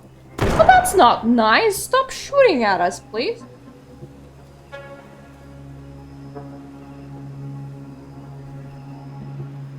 Anya gasped, looked around wide-eyed and terrified.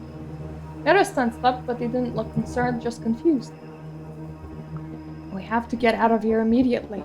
Bartek's whisper was frantic and scared. There's a hunting party out here. Cornell turned towards us like he finally put something together. There was a rustle and I saw a bunch of men in camo, each of them with a rifle coming towards us between the trees. I observed them because I have the willpower to just stand there when people are shooting at me. I'm so proud of me. I watched their angry steps and listened to the murmured curses. Something was strangely familiar. The man at the front looked exactly like an older version of Bartek. He weighed us up for a moment and focused on Cornell. This area is closed for the night, the huntsman said in Polish. There was contempt in his voice. How do I know Polish? I thought I didn't understand. At least that's what I told the police.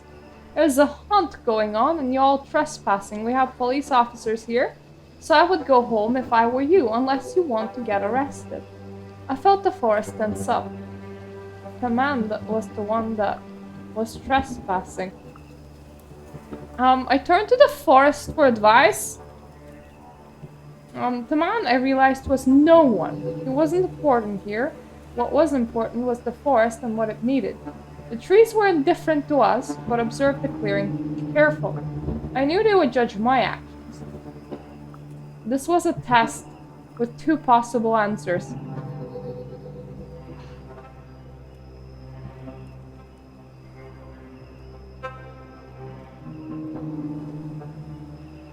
This is so illogical.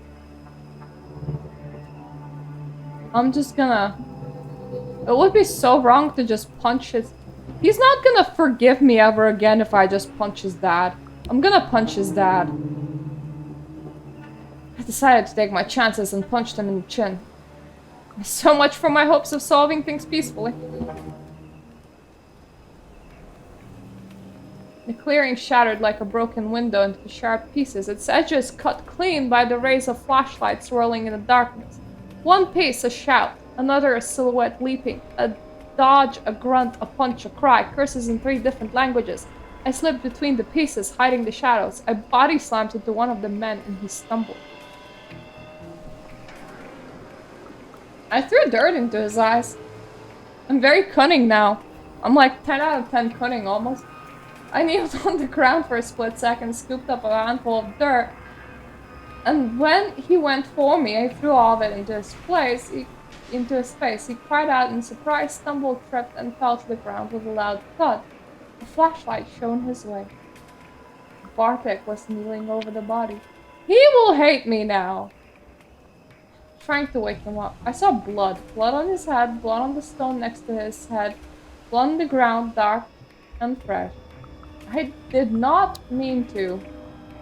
My heart sunk. What have I done? I took a step back. Then I heard a shout. She killed him! One of the men shouted, the horror clear in his voice. He directed his flashlight at my face, blinding me. Well, I moved out of it. I have no aggression. I'm not gonna stand there.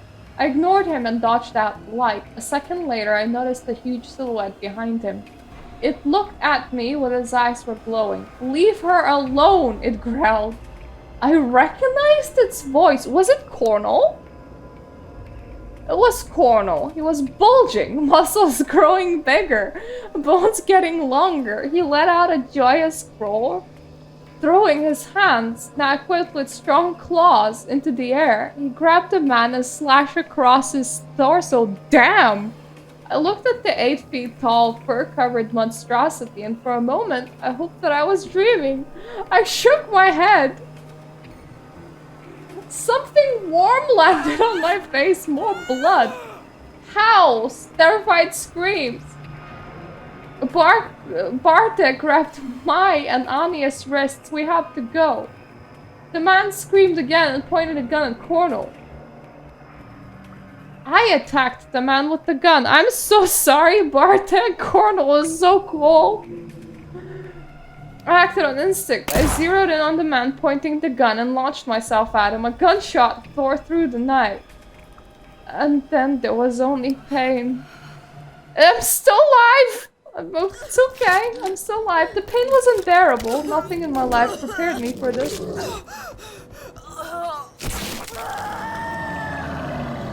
I am not dying. My guys, I still have a health. I'm just going insane right now. Blinded by the blood in my eyes and the searing pain in my shoulder and chest, I could only laugh. This wasn't what I expected from the trip. You spent so much time planning only to see your whole life crash and burn. All I could do was laugh. But I knew how serious it was. So I laughed, grinning with bloody teeth until my strength left me and I couldn't hold myself upright anymore. The forest caught my fall with a bed of moss and twigs. I stopped thrashing and cold numbness engulfed me. No, I tried to get up. Punched the earth, trying to get some feeling in my hands. I gritted my teeth, trying to get up. I collapsed. I felt so cold. Suddenly there was light. I looked up. The full moon. It looked different. Oh.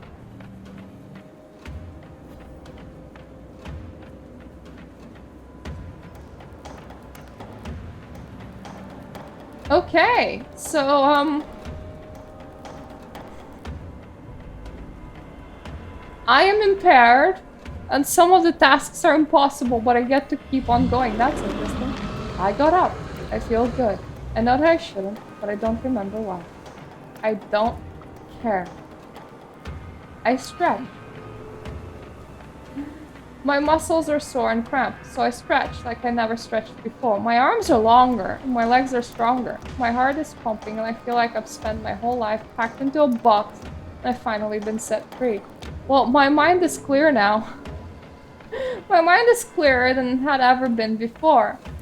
I see the world in sharp contrasts of black and white, movement and stillness. I smell prey. I hear language and the hooting of owls, the whispering of the wind and the snarling of wolves. I am what I was born to be. I breathe. I breathe rage. I take a breath and feel my ribs and muscles move. The forest smells of blood and fear and excitement. I am happy. If I run away from here, can I like avoid becoming a werewolf the whole story? That's the question. I laugh happily and others' laughter joins me. We laugh and sing to the moon. Something stinks. I look around. There's a small, malformed creature pointing a stick at me. The stick blazes with fire. And then there's another stick. The creature disgusts me. Its arms are too short, its legs bend the wrong way. It's covered with tangled mass of dead plants and skins of tortured animals. It reeks of things dark, slimy, and decayed. Hello, Furnace! We're about to put our hand through a man. I stick my hand in it. I reach out and stick my fingers in the creature's belly. When I pull my hand back, there are strings attached to it. The creature pulls the strings and dances like a marionette for a moment. It's funny. Then I lose interest. My ears prick, and I hear more creatures running blindly through the bushes. I feel better. I'm good. My leg no longer stinks. I feel better than ever before. Is this a dream? Maybe it's a dream. I think as I move silently through the undergrowth. Yep, that's the heart of the forest. The creatures are running away. Their backs turned to me. They stumble and shout. Suddenly one of them turns my way. It's terrifying. I just look at it. I look at it and the creature curls up, shielding its face with its paw. It keeps talking, but the noises make it no sense. Well, I move on. I'm gonna leave him alive. It annoys me, but I ignore it and move on. Piercing light burns my eyes. Creatures surround me. They seem to work like a pack. They are dangerous. I strike them one by one. I hide in the shadows and they're too slow, too dumb, too clueless to notice me. Strike them down one by one. Some fight back though. Some manage to defend themselves briefly, but most of them don't see me coming. A new smell! I look up and see no moon, only clouds and tangled branches. Something changes. Something changed and I realized how tired I was. I stumbled. Darkness. Nothing is okay! The night sky was full of stars. I opened my eyes. Confused, I opened my eyes. The forest around me was thick and dark. The tree trunks, wrapped tightly in dark-leaved ivy, were covered in ripples of lichen, where the vines hadn't taken hold. The thorny, leafless bushes at their base were overrun with nettles. The fungi radiated with ghoulish, sickly green light. Dark sponge-like mushrooms clung to the fallen trees. I tried to breathe.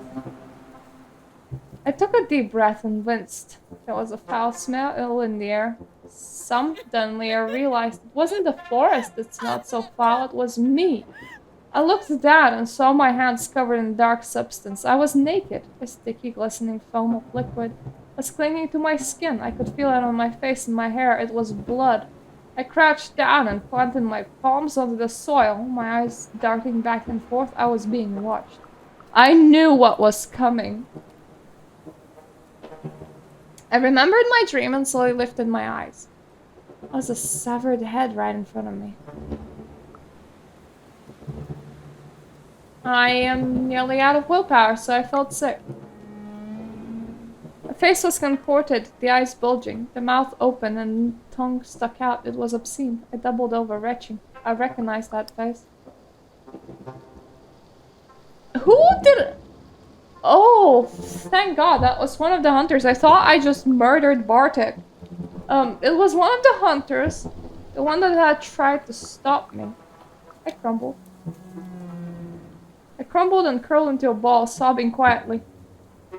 The bushes rustled, and a moment later I saw Coronel coming out from between the trees. He looked at me, at the head, at my face, came closer and squatted beside me. This is what we were trying to tell you. See? You're a werewolf. I looked at him and blinked. Everything faded to black. He's like, you dumb shit. You're a wolf man. You're not human. How did you miss that?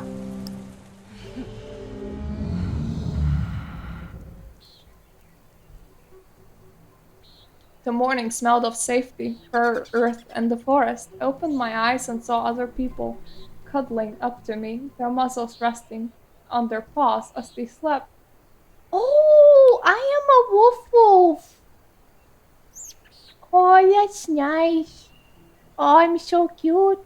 I'm this cute little wolf.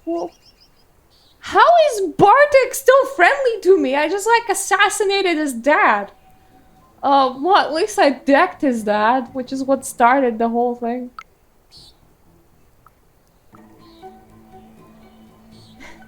Gentle snoring filled the warm space under the low-hanging branches of the old spruce tree. I quietly crawled outside. Quietly as to not to wake anyone, I crawled outside. Alone hiding in the tall grass, I sniffed around. The sky was bright, and the forest around me was dark and full of interesting smells. High in the trees, birds yelled about status, sex, and violence. Something was so wrong with this picture. Something wasn't right. My brain wasn't working as it should. The smells were too strong, the grass was too tall. There was a quality I couldn't recall that was missing from the view in front of my eyes. A creature stirred in the bushes nearby. A tall, dark silhouette, a strangely familiar smell. Well, I'm gonna deck it. Bye! I ran before they noticed me, and by the time they realized, I already had a head start. Shit, Maya, wait! He shouted. We have to talk. I looked back over my shoulder and saw a pack of wolves chasing me through the clearing. Well, fuck! The wolves were closing in on me, but they weren't really wolves, were they? They were werewolves like me. I'm gonna accept it. Like, I'm not gonna deny it. That would be weird. A headless body was heavy. They said that as my first kill, it was my burden. It was my duty to take it to the burrow. I didn't want to do it. I don't want to do this, I said as I slipped from my hands again. We are Garou, and when we rage, people die. Olga stood by my side. He had it coming. She accompanied me, carrying the severed head in a bag. The others stayed behind, covering the tracks. I am just gonna focus on the walk, like I obviously murdered some dude. Didn't want to talk, or to think for that matter. Not about the person I was carrying, or rather trying to carry. It was just the thing. I needed to transport it from point A to point B. That was it.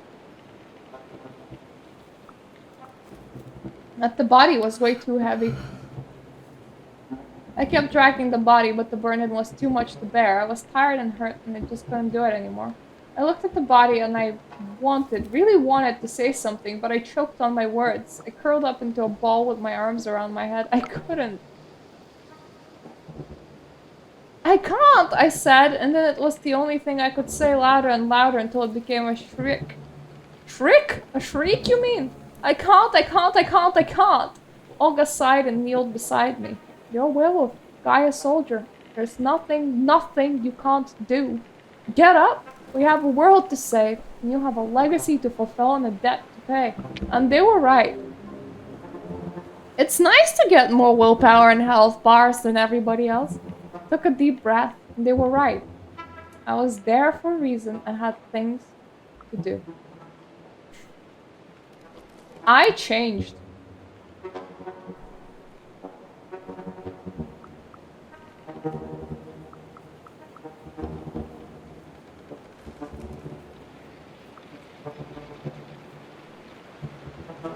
Manipulating. So I'm currently a lupus.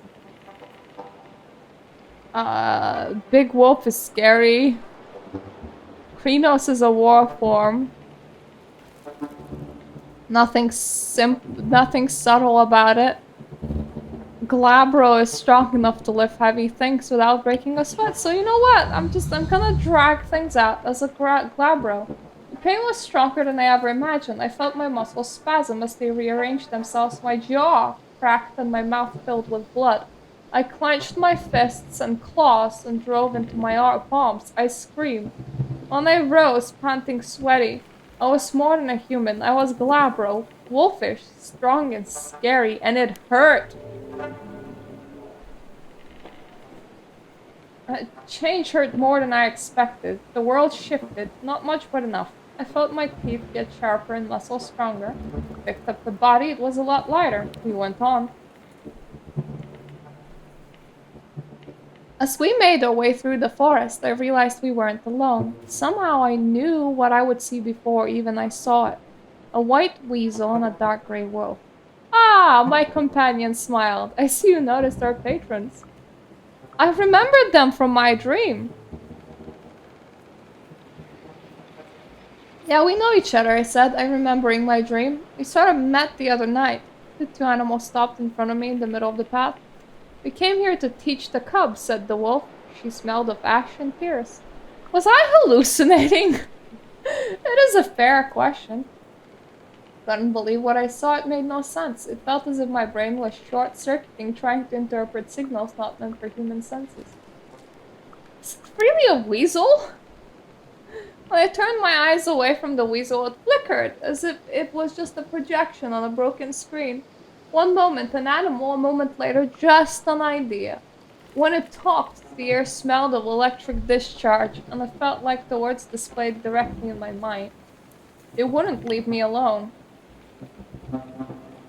The hallucinations or not, they just wouldn't leave me alone. The weasel circled me, and before I knew it, I could feel small claws on my leg, then on my back, and then on my arm. I smelled of musk and electricity, and then it bit my ear. Why would it do it? Like, stop it. Ow, I shouted. Why would you do that? You see how you would react, obviously. The weasel's electric voice echoed in my brain. Enough, the wolf growled. Or at least, that's what my brain decided to hear. Felt the weasel draw its breath. In the beginning, there was Gaia, aka Mother Earth, and she gave birth to a mighty breed of warriors, the weasel began. It sounded electronical, like a teenager reading a Wikipedia page over a voice chat.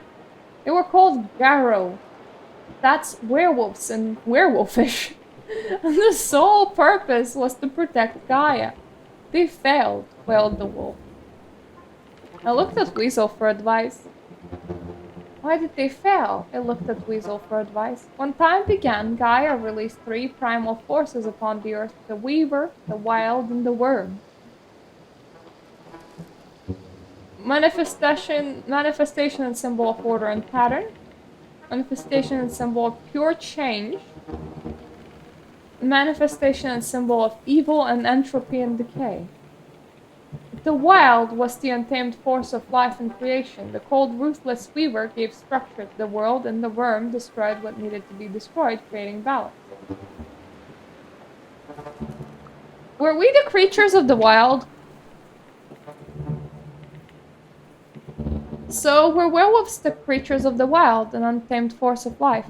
They were Gaia's children, the wolf snarled, born to herd and contain humans. So what went wrong? I can see that something went wrong, I smiled wryly. The Weaver grew too ambitious and trapped the worm within its lifeless web. The weasel answered. Confined in the night, the worm went slowly insane. Now Gaia is dying, choked by the Weaver and eaten alive by the worm. And the Wild is not the one you should fight, she snarled. You were born to protect it. Choked by order and eaten alive by decay? Huh. Fair enough. It took us to the barrows. Didn't look much different than other parts of the forest, until you noticed the mounds, that is. There was something about the flattened hills that drew my full attention. I could remember. A memory stirred in my mind. No, it wasn't a memory. It was a feeling anchored in my chest, akin to the taste of ash in my mouth and the smell of smoke. Longing, sadness, resignation, but there was more. A sense of sacredness. It filled me with calm excitement, and when I closed my eyes, I saw a fire burning in the darkness. Olga kneeled near one of the mounds, put her hand on it, and whispered a few words. I saw the ground open slowly like mouth in the earth. I sighed, let's do this. We put the body in the hole. Shove it right in there, together with everything else. I took the severed head and the body I wrapped up in sheets and put them in the hole. Closed slowly, and I could hear I could swear I heard the trees nearby sigh in anticipation. The wolf howled, and I could feel the hair on my hands rise. Welcome to your new life, the talking white weasel grinned. I have something else to show you. I have so many questions. I have the willpower to ask them, apparently. I turned to Olga. Olga was already running away when I stopped her. A question. How do you know Cornell? So how did you and Cornell meet? Aren't you a curious one? Good, you ain't a cat. You'd be dead by now. Curiosity killed the cat. We met in Berlin, fought the worm together. We were in the same pack. It fell apart, and it wasn't my doing, no matter what you heard. Enough talking, the weasel grinned. We have much to do, so we ran. Exposition! You're a cub, so you have special privileges. The forest will grant you a vision. You must see to understand. Think carefully before you choose what to see.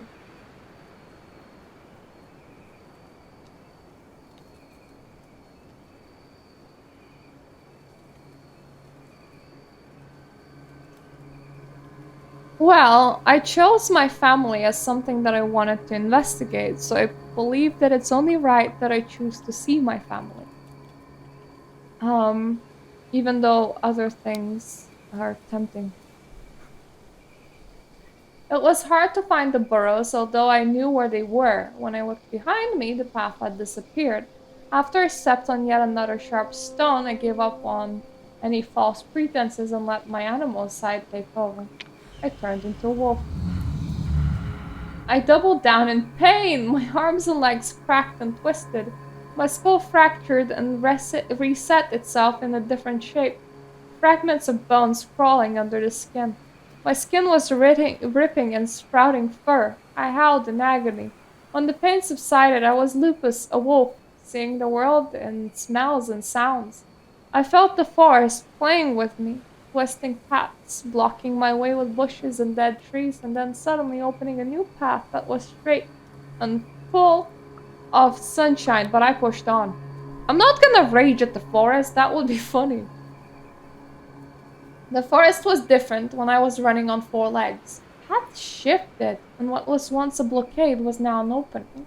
Smells were my guide, more efficient than human eyes. The smell of ash and old blood, bone, and wet stones. Then I was there.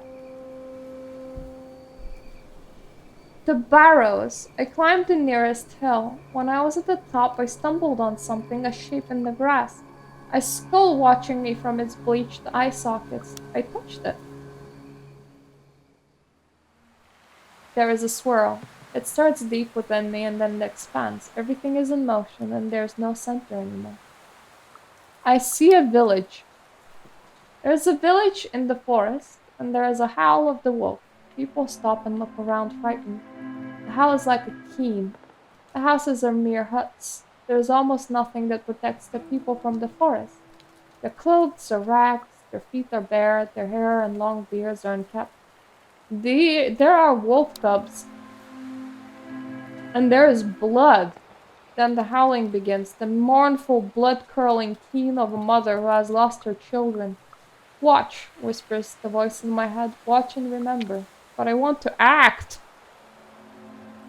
I cannot just stand and watch, I want to act. I'm just a cub, but I'm smart and I will lead the blood-covered humans deeper into the forest. The forest listens to me. Can't alter the past, you stupid brain. The forest wakes up, erupts with rage, and powerful furry bodies surge through the trees towards the village. The humans try to escape. They scream, and beg for mercy. They try to protect themselves with fire. I take the fire from their hands. The Garou rise up, their talons red with blood, their eyes glazed with fury, and the fire is yanked from the hands of the villagers. I burn their houses. The houses start to burn. I make the wolf mother happy. The keening turns into a howl of joy. I am there from the very beginning. The Garou have my eyes, my face. They are my family. I am the blood of their blood. I am part of the story from the very beginning, and I will do it again. And then it happens again. The humans return, they rebuild the village, the time stronger and better protected. The evening begins once more. Then we, the Garou, come down on them like wolves on the fold, and again. And again, new villages, new fires, more blood. And again. Seasons change, centuries pass, the keening continues, villages in the forest burn. Until one day there is only one Garou left in the family, and he slays his own kindred in the fit of his first rage. I know him. He is young, but I recognize someone in him, an old man I know. He used to tell me stories about the forest. Before my mother took me away. I can't prove. So my grandfather hated this. I stay there and watch, but I can't move. My throat burns, my stomach is in knots. I want to scream, but I have no mouth. I feel the fire, I smell the blood. I smell ash and tears. I see a large, ash-gray wolf looking straight at me. Her eyes are golden. She weeps. It is in your blood, she says to me. It is your duty, it is you. Come with me, child. Be the fangs and claws. There is no one else to be my cub. Come to me, child. I will nurse you and I will lick your wounds. We will kill together, we will feast, we will be merry, the forest will grow. I look at her. Perhaps for the first time, I saw her for who she was. Her pelt was marred with fire, her eyes were smoldering, smoking embers. Ash was falling from her heaving flanks. She looked old, ancient, sad and alone. She was mourning incarnated. It was the very idea of mourning made flesh, driven by a feeling of loss so profound that it burned everything in its wake. She was more than that.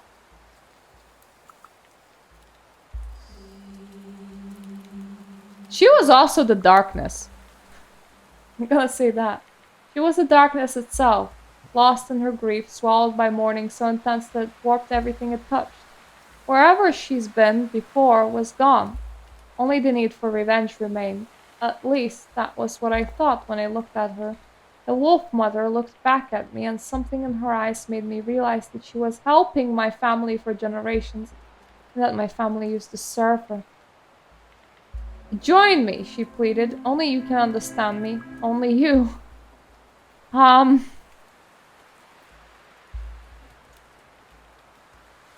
My granddad tried to discontinue the cycle, though.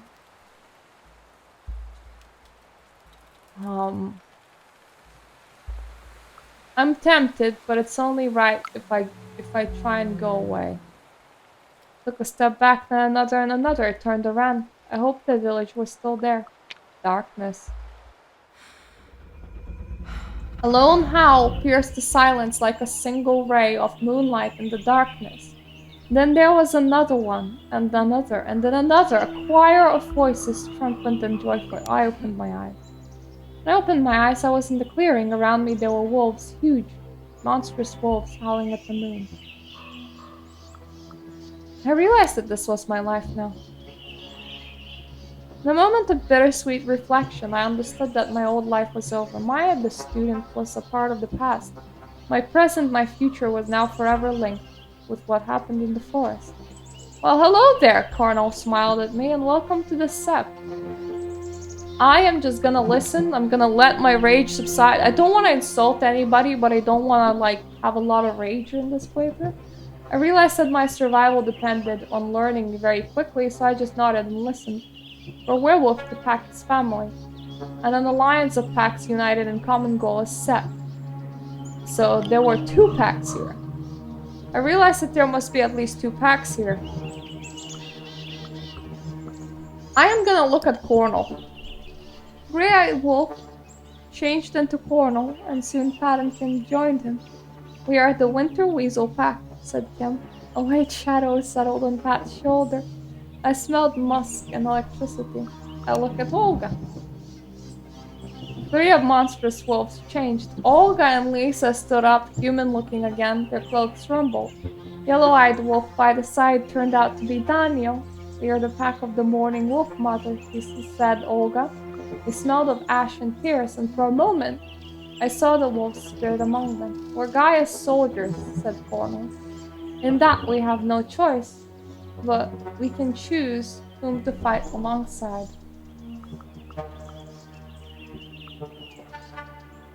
War doesn't sound very safe, though. Is this war a necessity? I asked. Doesn't exactly sound safe. It's not, but if the worm wins, we all die anyway. The name of the enemy reeked of decay and burning oil. War is not safe unless you know the trick. Pat smiled. The trick is to make the enemies die first. Do I have to join a pack? Do I have to choose a pack? I asked, just to make sure. No, Garou can survive on their own, Olga stated the obvious. You may not like it, but if you want to live, you need us for our support, and we need you. So technically I can, but also no. I have so many questions. I shook my head.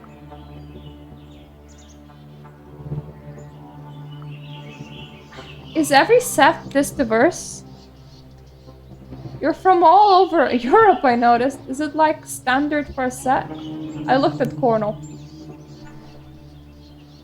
I didn't even know that was a stupid question or a smart one. I looked at Cornel. It's far from the standard, but desperate times make strange bedfellows, he smiled sadly. Normally a set is dominated by one tribe, maybe two. There are at least a dozen tribes, Daniel interrupted, and I hope, Maya, that you will choose your wisely. What about the moon? Can I choose a tribe? Why did I hear the moon whispering to me? I asked. Luna gave us Ray. That is why she is important, Olga said. And that's why you'll never be able to touch silver again. How do the spirits, like, work? What about the spirits, I asked. How does that work? The world casts a shadow and we call it Umbra, said Lisa. And in the shadow, every living creature, every emotion and idea, every important object exists as a spirit. That's all you need to know at the moment. I summed it all up. So if I get this right, I've been conscripted into an ancient war against the worm, I said slowly, trying to put it all together, and the moon gave me rage as a weapon, but I must avoid silver. I took a deep breath. And there's a whole secret world of spirits. And I have to join a pack and choose a tribe. Exactly, Lisa nodded. And for the tribe, there are two people who could mentor you now. Olga is for Black Furries. Haha! Black Furries! And Cornel is from Children of Gaia. He's more peace and harmony guy. What was my family's tribe, though? Hey, what about my family's tribe? I asked. Lisa winced. Daniel sighed. Olga shook her head. What was the matter? What's the matter? I asked again.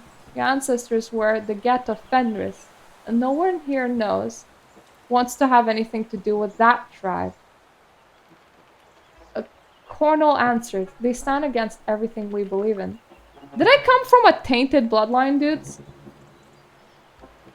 Does that mean that my blood is tainted, I asked? Tribe is not always a birthright. Sometimes it's a choice. To choose wisely. Get of Fenris are the most radical Garou supremacists that ever marred the face of Earth. Like legit fascist werewolves. Some of them literally worked for Hitler. Oh, my family was Hitler. I was only asking. Rolled my eyes, it was only a question. It's not like I wanted to join the cursed tribe. For a moment, we were all silent. There were a lot of werewolves there. One thing is bugging me, I said. Why are there so many of you here? Suddenly everyone in the place is a werewolf or what? You know nothing, cub. Olga laughed bitterly. A mere century ago, there were dozens of packs in these forests. But none of the old guards survived the 90s. We had to start from scratch. Until you showed up, there were only 6 of us, and the 3 of us are not even local. 2 packs too small for their own good. I needed to know more about the tribes. I wanted to learn about the tribes and find an option that would really resonate with who I was.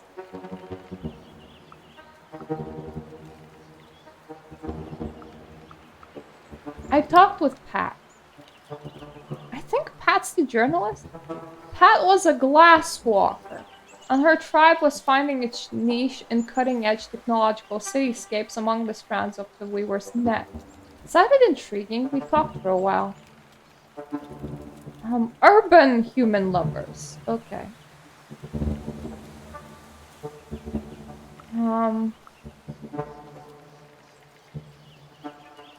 How did you get a spirit patron anyway? How did you get Winter Weasel to be your patron? I was curious. I caught it, said Pat. Or rather, I made sure it would have more to eat with me than alone. That's how you catch weasels. Was it a forest spirit? I think it's a weasel, so it gets accustomed to live where there's food, and right now it's the city. It hunts electricity spirits these days, and feasts on them. She didn't look like a werewolf at all. I wouldn't take you for a werewolf, you know, I said to Pat. She snorted. Why? She looked harmless. Because you look mostly harmless, I admitted. She shrugged. I am, and I didn't expect to turn out a werewolf either. I was a student, happy with my tablet and coding, and then boom, I was a Garou. How did you meet Cornel? I was in my first pack. We were both hanging out with the hacktivist crowd back then when things went south, and he disappeared, and I found him. What happened exactly? You said things went south. I pressed on. What happened exactly?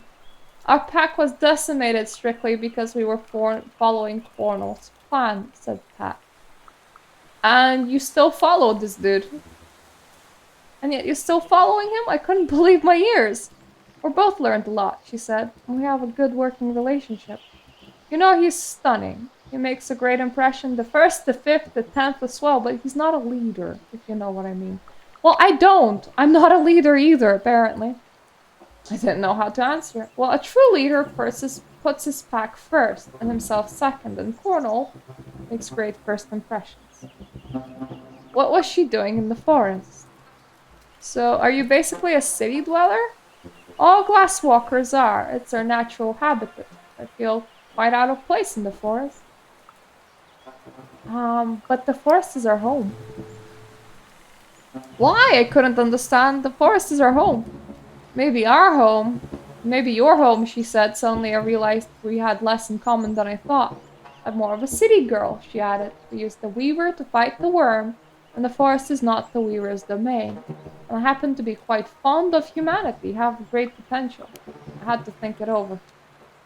Finally, I stopped asking. I had to think over what I learned. Let's interrogate Kim. Why not? Kim told me a lot about bone gnawers. Rights of the poor and disenfranchised everywhere. Oh no, they're the special crowd. Urban werewolves fighting for the disadvantaged and the marginalized children of the rat. Did they really have a rat as a patron? Sure we do, Kim answered. It's very good patron, resilient. You want to be like a rat? Always managing, always afloat. They kept talking. That's why the bone gnawers protect every single guy's child, no matter how small, because we're all valid. They sighed heavily. Now, tell it to the other Garou and they look down at you because you are a bone gnawer and they think they are superior. Prejudice everywhere. I mean, you do sound like you're just I don't know, a vulture? I'm gonna talk with Lisa. She's neutral towards me. Asked Lisa about her tribe, but she inherited her Sibarath legacy from her Buriat grandfather. She said I didn't know the proper legends, customs, and culture to join.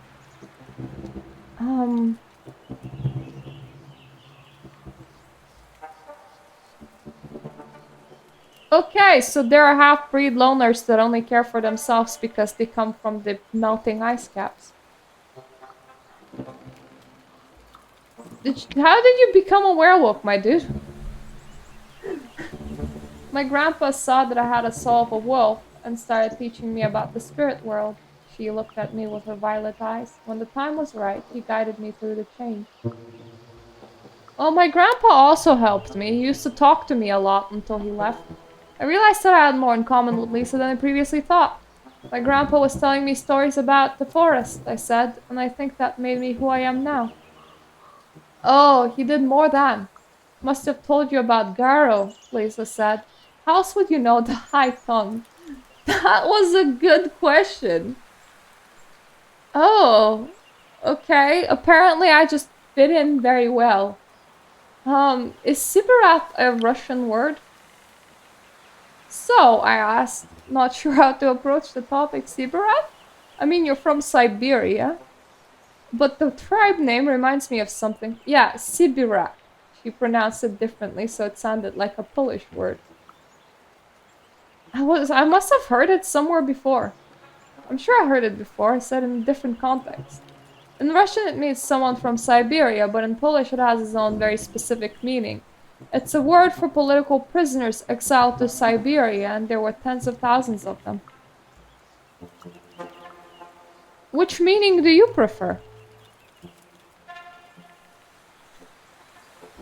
My tribe name describes both of my legacies. My granny was a political exile and my grandpa was Siberian indigenous. I use it because it speaks the truth. How did you come to Poland? So how did you get here? Well, my grandfather's was from the old tribe up north, proper north, Siberian.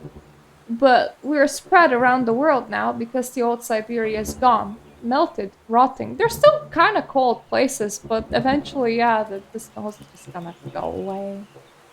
Well, I came here in search of a better life. Though the forest, illegal. I still wait for my papers to be sorted. She wasn't exactly hiding. Aren't you afraid they'll catch you? You're not exactly hiding, I said finally. Nah, Lisa shrugged. You know, I do things here and there, help with the tourists, help with the forest, and my moonshine is the best in the province. Besides, I made a pact with the spirits. They watch over me, distract people when they get nosy. That's all I want to know from you. I'm gonna force myself to talk with Daniel, even though he requires willpower to talk with.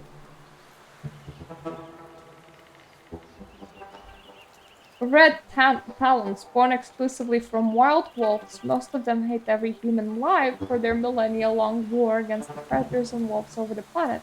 The other tribes hate them because they don't compromise and are blind to the suffering of the human half of the Garou. What exactly are you? Like, what exactly is your tribe? It's the tribe of the Garou who born as wolves. We usually don't mix with others and we kill humans, but since I was the only one here, I decided it was better to join the rest. Well, that's a wise decision, I suppose. It's better to have a pact than be alone, I said. He nodded.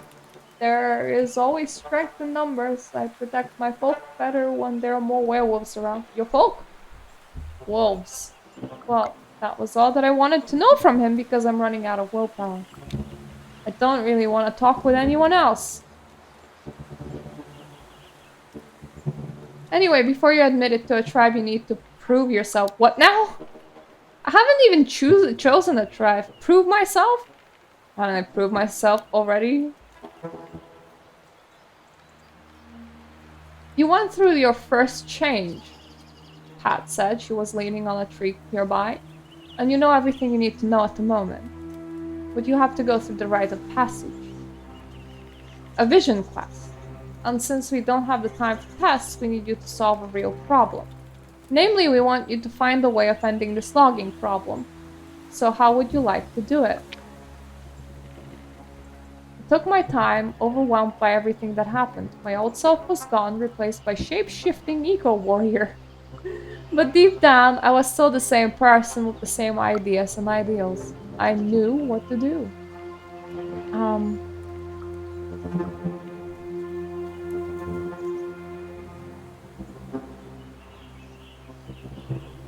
We should frame the loggers for something. We need to frame the loggers, I decided. Then use the leverage to bring down the whole operation. Lisa rolled her eyes. You're all blind and ignore the most powerful ally. There are many ancient cities in the forest and we should talk to them. I continued with my plan. I'll lure the loggers to a protected area and record what they're doing. When it hits the internet, the authorities will have to ban logging. I know exactly the place you need. Pat grinned. Daniel beamed, spoken like a true ragabash. Oh, I'm a cunning trickster and unconventional tactician. You were born under a new moon, weren't you, Maya? Well, I questioned the tradition in order to find the wisest path. Why not? That sounds pretty good. How did you know? I looked at him surprised. How did you know? Mom always told me when she gave birth to me that night was so dark that she was afraid something had happened to the moon and the stars were alone in the dark sky. I nodded. You're right, I nodded. How did you know? Garou born under the new moon are tricksters and questioners, just like you and me. We are the most cunning of them all, she winked. And our path is the perfect mix of glory, honor, and wisdom.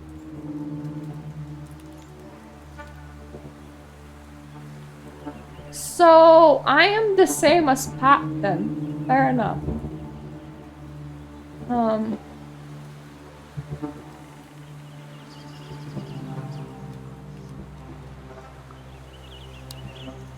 No, I lost all my old stats. That's not very nice.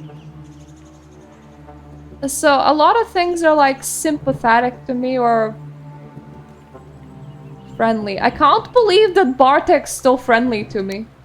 I felt overwhelmed. Olga must have sensed my confusion. Come on, we have a lot to discuss. We have to find your phone and wallet. So I followed her. I nodded and followed her. I had to tie up loose ends in my old life. I'm sitting on a bus. The sun streaming through the windows is making it hard to see. The narrow road cuts through a dense old forest. My mind wanders.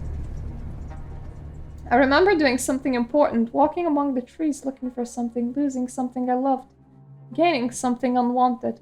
But then I'm fully awake and the memories scatter away. We're almost there, says Anya. I did some searching. She looks at me from over her phone. This place is amazing. The last primordial forest in Europe. It can't be the last one. Wait, it can't be the last one. I'm not able to finish. I start to cough. I spit blood. My throat is sore, my lungs hurt. I need to stop the bus. Get up and shout to the driver, but feel something sticky on my hands and torso, something stopping me. Spiders! Crawling with small spiders, thousands of them, weaving their cobwebs around me, around the seat, around everything. I tried to get out.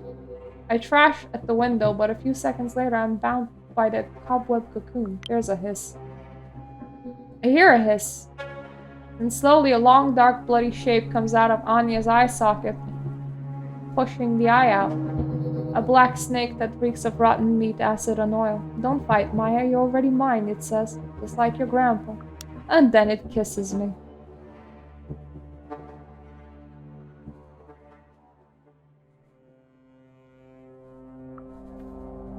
I'm gonna press start the chapter, but this is... Really? I'm already that far ahead? I thought maybe I should, like, stop here, but... If I'm 75% through, then nah, my dudes. We're just going to the end in one go, apparently.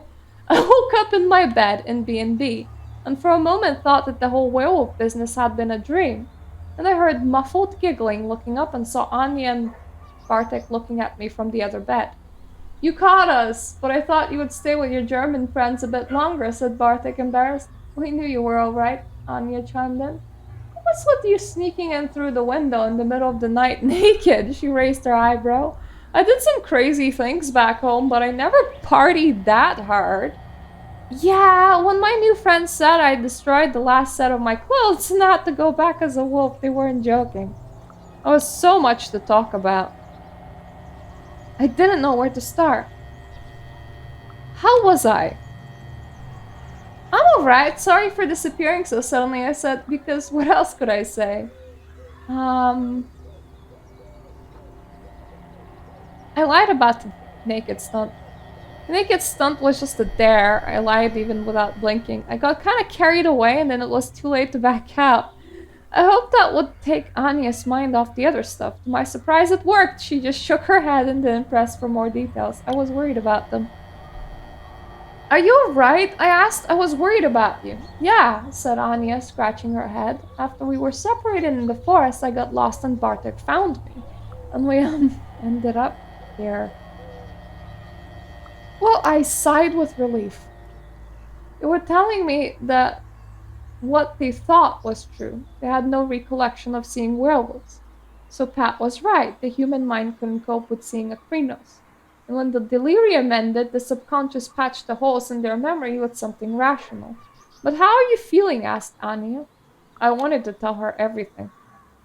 I packed my bag in silence. I felt the rift growing between me and Anya, and I felt sudden urge to tell her everything.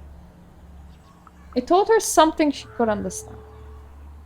I couldn't tell her the truth. I was Garou and I had sacred duty to protect the veil hiding us from the mortal eyes, but I could tell her something. I learned something important about myself, I said, and I have to follow it for a while. Sorry for the sudden change in plan. I sighed and continued packing. So are you leaving? Asked Bartek. What about your family history? I didn't know how to answer. I shrugged. Whatever the answer was, it was now Maya the werewolf's problem. Maya the student was dead. Let us know when you figure it out, said Bartek. We'll be waiting. Anya hugged me. I mumbled something, took my bag, and left. I dropped my bags in the camp and ran through the plan one more time. They expected me to act like a ragabash. But Lisa had proposed another plan, more spiritual.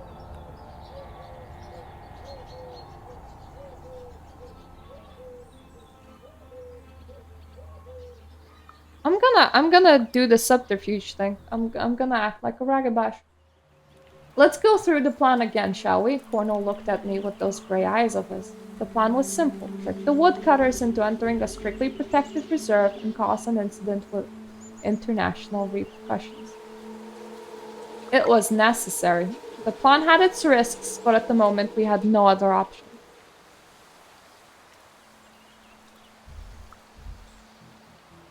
I lured the loggers into the woods. When I told Lisa that I needed to sell some bullshit to the loggers, she almost smiled.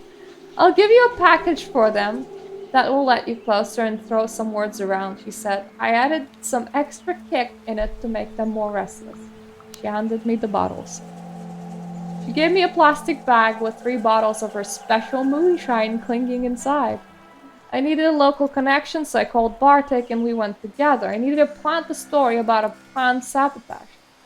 There's this old pine tree. I made sure that they heard me talking. Lots of pines, actually. We could chain ourselves to them or hammer spikes into them to break the chainsaws. I could see the loggers believed every bit of it. After that, I needed to engage a third party. We needed reporters. We definitely need reporters. I have a contact in the press, I said, thinking of Erica. Terrible idea, Kim shook her head. Just ask Pat to post the video online. We needed more than a video, though. Posting it by ourselves wouldn't achieve anything. We need more viewers, better credentials. Found Erica, easily enough. Got an anonymous tip that there will be a confrontation between loggers and scientists in the reserve, I told her. I can give you an exclusive. She agreed enthusiastically. There's only one thing left to do. I sent Pat to talk to the scientists because I can't do the talky bullshitty thing. Pat was like me, always the one for mischief. So she had no problem telling her colleagues that the loggers were going to a protected area where an endangered beetle lived. Even offered to go with them. Finally, we were all ready. It took a few days, but finally the plan was set in motion. The scene had been set and the curtain went up. The shit hits the fan. It was a beautiful clusterfuck of my own making. They cut down 2 trees before the scientists arrived, and the whole place looked like a battlefield. I was so proud. Erica and I were hiding behind the bushes, watching the scene unfold. Pat was nearby, waiting for the signal. I nodded at Erica. Erica was watching, her eyes gleaming. I nodded at her and she started recording. One of the men was yelling at the scientists. We're doing you a favor cutting down these woodworm-infested trees. There are no spruce bark beetles here, the scientist shouted in outrage. This is one of the last habitats of Buprestis splendens, the most magnificent of the European woodland beetles. You won't tell us what to do now, Forrest, the logger pointed his finger at the scientist. I let them argue. I made sure they were recording and I let the row continue. The species is listed on Apex 2nd of the Berne Convention and Annex 2nd and 4th of the EU Habitats Directive, shouted the scientist, who was now striking a shade of vermilion. It wasn't the best argument. The logger's face reddened. Say that again, he said, slowly taking a step forward. I saw one of the others reaching for an axe. I sensed something sinister. My skin pricked. There was something wrong, something else. I focused. I opened my eyes to see the things humans couldn't see. Then the stench of alcohol and anger got stronger. I saw it. A red mist hovered over the men. Yellow angry eyes shone in the cloud. It was clinging to the men, but few wisps still lingered in the bottle on the ground. It was Lisa's moonshine that did it. God damn it! Whatever spirit magic Lisa had used to make the moonshine stronger, it was feasting on the loggers. I looked at Pat. Looked at Pat for advice, but saw her muscles bulging as she tried to control her own rage. I changed.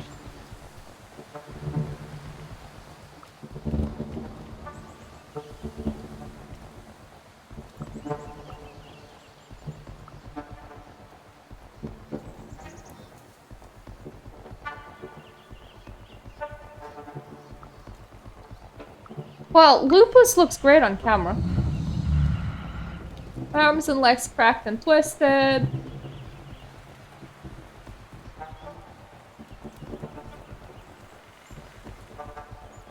I noticed the wolf mother watching me from the shadow. Silence fell over the clearing as I jumped onto one of the fallen trees. I looked at them. They stared at me and I stared back, the forest still with anticipation. I saw Pat signaling to me to play it safe. I acted for the camera. I'm gonna be wise. I struck a pose for the camera and the loggers, finally realizing they were being filmed, lost their nerve. Their shoulders slumped, something changed in their eyes, and slowly they backed away, disappearing among the trees. Erica put down the camera. That was perfect, she said. In the evening, the recording was ready. In the evening, we sat with Erica and Pat, watched the edited recording one more time, and then uploaded it. It was time to bask in our victory, and victory it was. Thousands of comments, tweets, clips from the stream circling the internet, gifs. We celebrated the whole night long. Lisa poured her special moonshine into the small glasses. The special moonshine. What's in the moonshine, I asked. The loggers almost fucked us up. I bound anger spirits to the distillation column. She shrugged. It's safe for us. Gives it a nice kick. But I didn't know that humans would react. Peter seemed okay with it.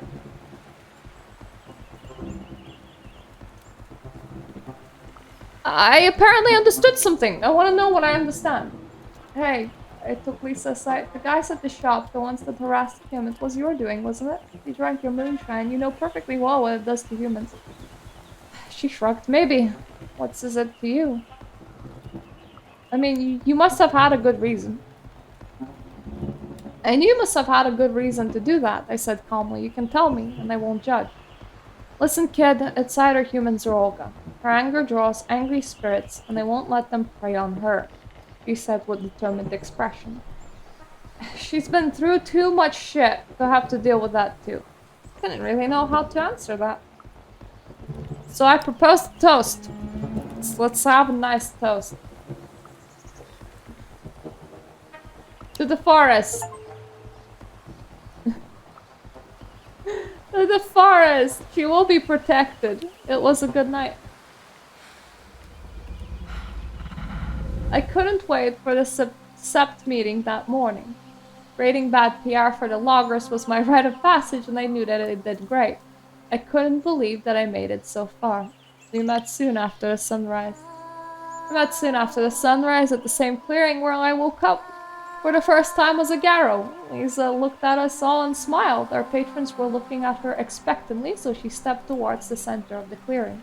I am the Theurge of the Sept, and I'm here to make sure we do things the right way. Ah, Mystic and Seer. I held my breath. She turned to me and I held my breath. Maya, come forth. Are you a cub who seeks recognition as an adult? I answered. I am, I answered solemnly. Are you an applicant to a tribe? I confirmed. I am, I answered. Who speaks for the cub? Looked at her sept mates. I do. Pat stepped forward. I'm Electric Beetle of the Glass Walkers, Ragabash of the Winter Weasel Pack. I observed the cub on her mission, and I'm here to tell the story. Secret names are cool, man! I wonder if they all had cool secret names. They probably had. I love the ancient spiritual vibe of it all. Has the cub passed her challenge? Asked Lisa. Electric Beetle. I held my breath. I know how it all happened, but I held my breath nevertheless. She succeeded, was the answer. The challenge was hard, and she overcame it. Lisa turned to me. Have you chosen your name? My new secret name. Suddenly I remembered my grandfather talking about his old friends. He never used their real names. They were always Thunder, Grey, or Needle. I always thought it was a gorilla thing, some kind of war names. Now I wasn't so sure anymore. How to capture my whole life, my aspirations, my personality, my heritage in one name? I cleared my throat.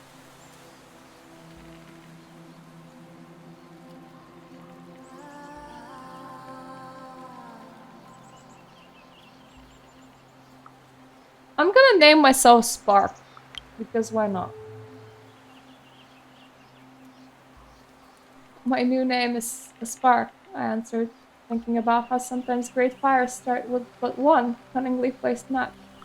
As for the tribe, choosing the tribe was another matter.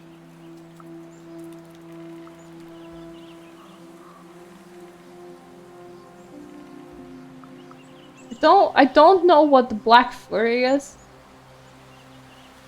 I think those were the ancient warriors. I'm definitely not a bone gnawer.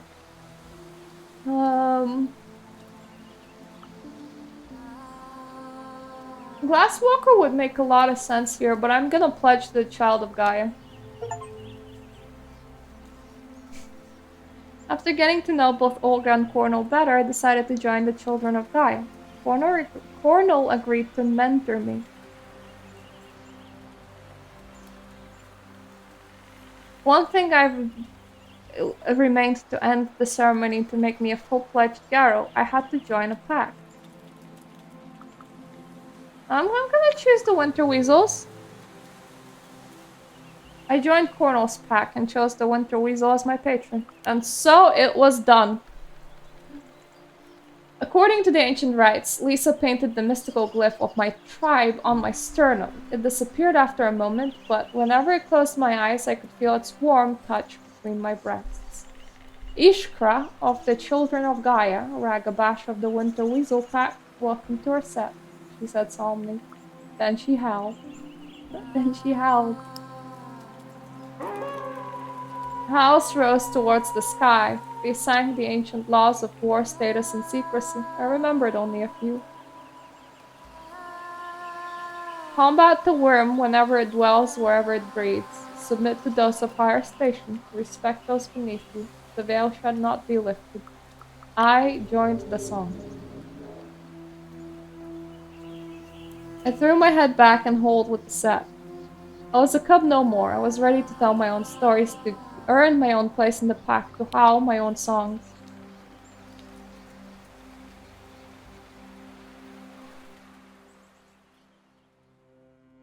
Ah, the storm. How far in are we now?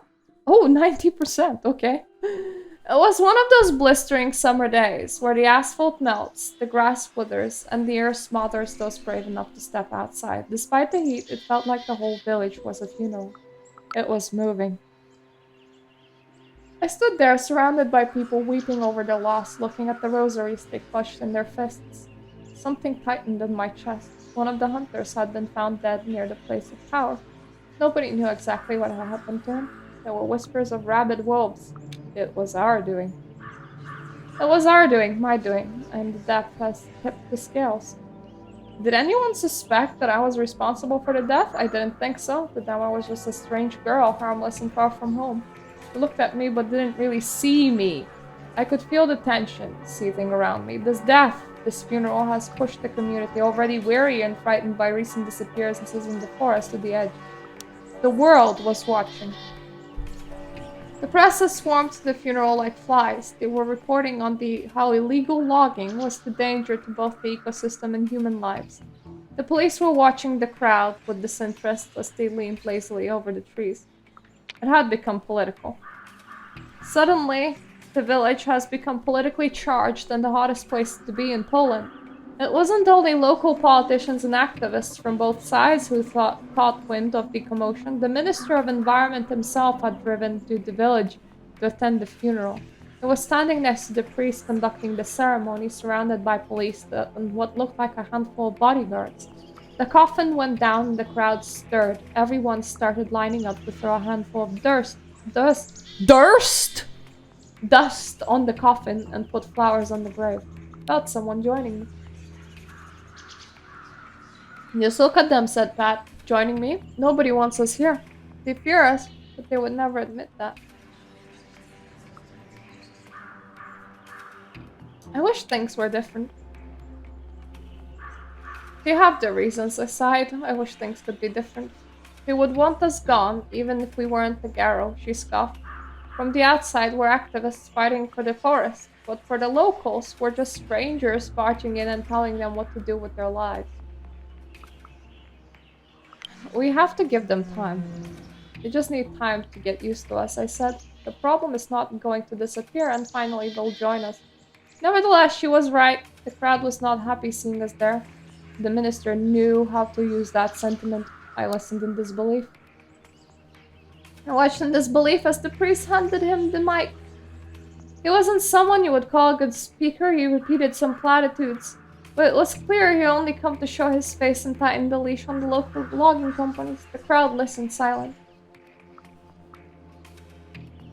It was our move.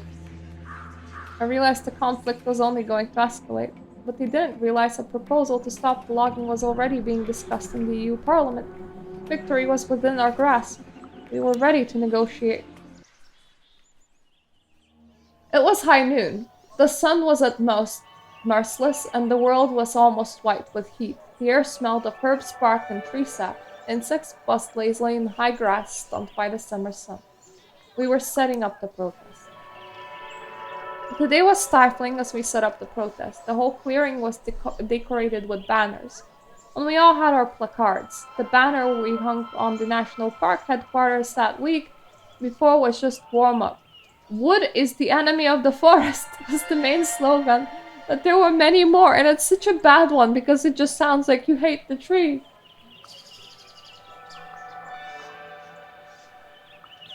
I wrote something constructive.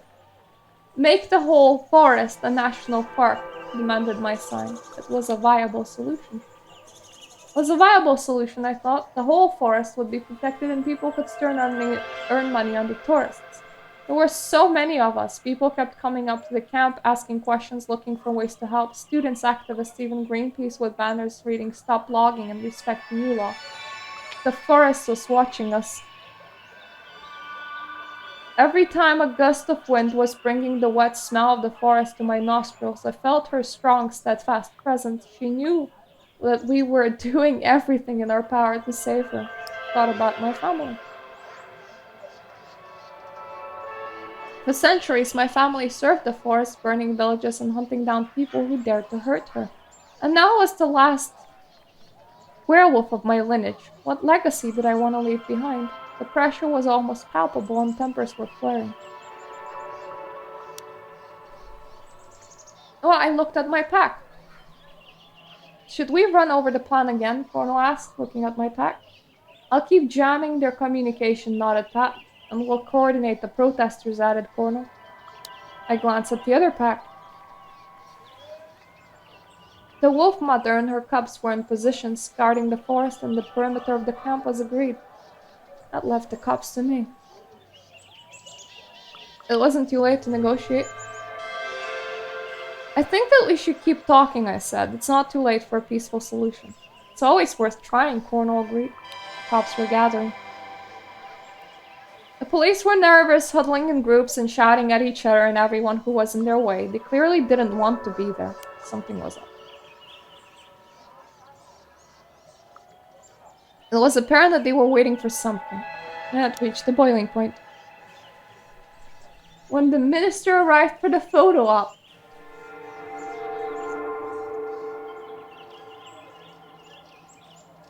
we can use it. I took it as a good sign. We could use his presence to our advantage in more ways than one. I calmed down slightly. I knew he was in for a nasty surprise. The reporters closed in on him, shooting uncomfortable questions about the legality of the logging in his forestry industry. In hindsight, you could argue that what happened next set a chain of events in motion that had life-changing consequences for many. But at that moment, I didn't know that.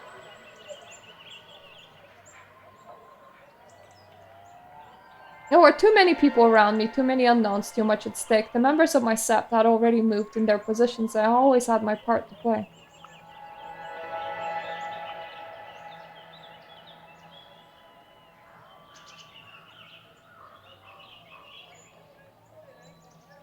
We could still ask him to stop. We have him on the spot, I wonder. I'd like to try again and ask him to stop the logging. Let's go, he hissed in my ears. We might be able to talk to him. We pressed through the swarm of journalists. I smiled and apologized. It gave me a moment to think. I found the sweaty smell strangely comforting, but when we got close to the minister, it became different, almost pronounced. There was an acrid tang hanging around him like a mist. It caught his gaze. Mister looked at us and Cornel opened his mouth. Get them out of here, snarled the minister and turned his back on us. I shook my head and laughed bitterly. What was I expecting? The worm feeder would want to listen to us? Cornel touched my shoulder. We'll find another way. We went back to regroup.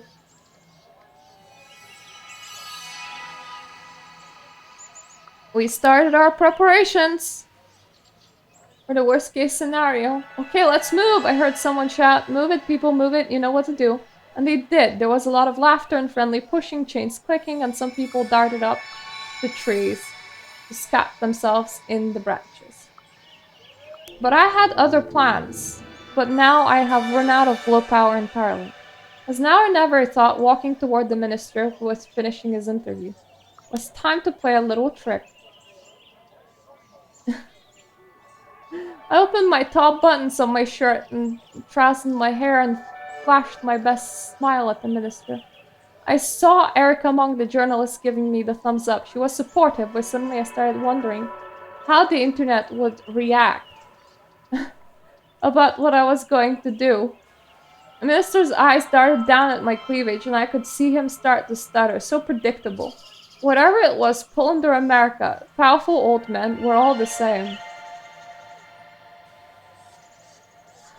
And I panicked. I hesitated and the moment passed. My courage disappeared and I turned around red-faced and retreated. It worked.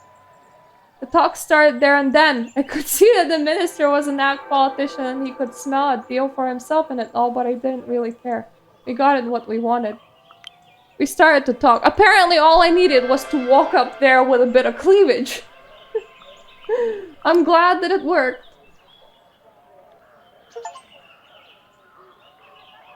When the talk started, we weren't alone. After the live stream with the Beatles, the loggers had attracted a lot of negative press. People had been moved and had started coming to our camp looking for ways to help out. So we started talking and it became big. I don't know what tipped the scales in the end, the press, international attention, the local interests coming together, our passion. The talks weren't easy. Finally, an agreement was within our reach, but the talks weren't easy. The state forest, the woodworkers, the local population, ecologists, scientists, activists, everyone wanted something. At least we had the upper hand.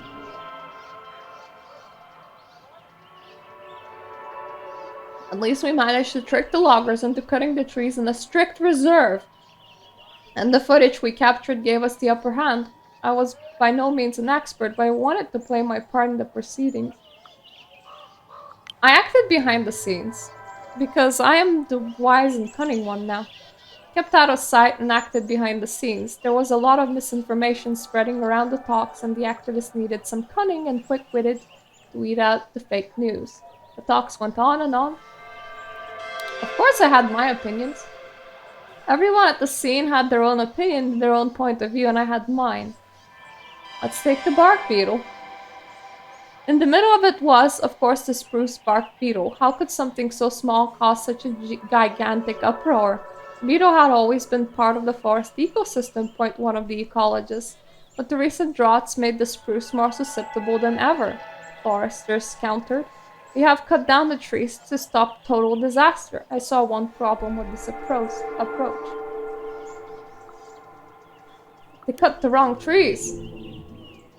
We're cutting down trees that had already been dead. To stop the spread, they would have to target trees that were freshly infected. Their approach was just ineffective.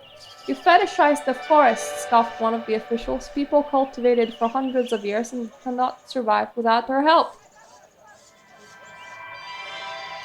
He's right. You want to take the forest from us. A group of locals attacked the activists. You're not from here, yet you tell us how to live our lives. Yet you had unbalanced the ecosystem. The problem was that human intervention unbalanced the ecosystem, and if they pushed it any further, they'll lose all that made the forest unique. Opinions clashed, tempers flared, but eventually a new constructive idea started to emerge. At least one of them caught my attention.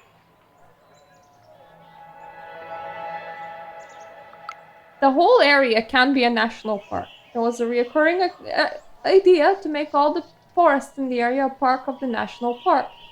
The logging would be impossible, but there would be much more money for tourism. It was a long and hot day. I rubbed my eyes. I was so tired I could barely keep them open. My head was spinning, but I kept on going. I have a lot of health to lose.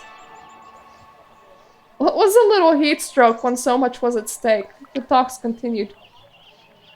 I would like my willpower back. Of course, they had to make it dramatic. There were cameras, there were lights, and negotiations lasted all day long. They reached the first draft of an agreement literally at sunset. I had no doubts. They only decided to stop logging because they realized there was something in it for them. Well, I felt relief either way. But at that moment, I just looked at the sky and laughed. I felt overwhelming relief. And then my exhaustion caught up with me. I found a quiet spot and sank to the ground and fell asleep. Aww, new hope! I never thought it would end like this. The humans surprised me. Yeah, sure, the humans were important, but they were the problem we needed to solve, not problem solvers. And yet, in the coming weeks, they proved to be just that. They had plans for education, for patrolling the forest, for making a permanent camp near the city. I felt relieved. I'm not gonna say I'm cheated out of my victory, what the fuck? It wasn't the war Olga had talked about, it was good. There was hope. I still hope, and I felt relief. And the logging has stopped. It was quiet, the logging has stopped, and I was proud I had a hand in it. I talked with people, listened to their ideas, and shared the enthusiasm. We planned, we joked, we laughed. At some point, I found myself sitting near an old local woman. She smiled at me, all wrinkles, missing teeth, and bad attitude. I shared my water with her. Because it's hot right now. So you're the young village people have been talking about, she said when I shared my water with her. Yeah, I answered, unsure what would happen next. She laughed. I was a little worried when I first heard about you. I mean, goddamn werewolves always make such a mess. I played it cool. What are you talking about? I asked her, trying to play it cool. Don't try that with me, young lady. I know your grandpa when he was young. She winked at me. The problem is that you're always looking for another glorious battle, she scoffed. So what, we were useless? So we're useless, I sighed. Don't be stupid. You act on impulse like children or animals. When you want to do something, you just do it. Sometimes it works, sometimes it doesn't. But this time you managed to actually help do something good. We'll see what happens next. Well, I'm gonna smile because I have zero rage. I smiled, satisfied. Time would tell if she was right.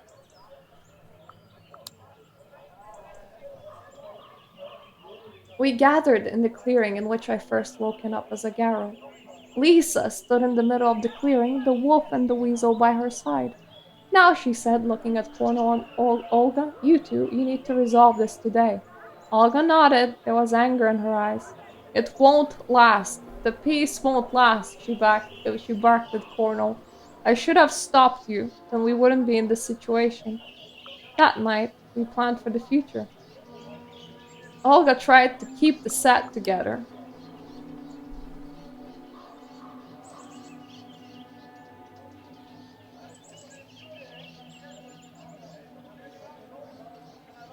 Olga talked with Cornel and Kim and Pat for a very long time, trying to convince them to stay in the village. They weren't fond of the idea.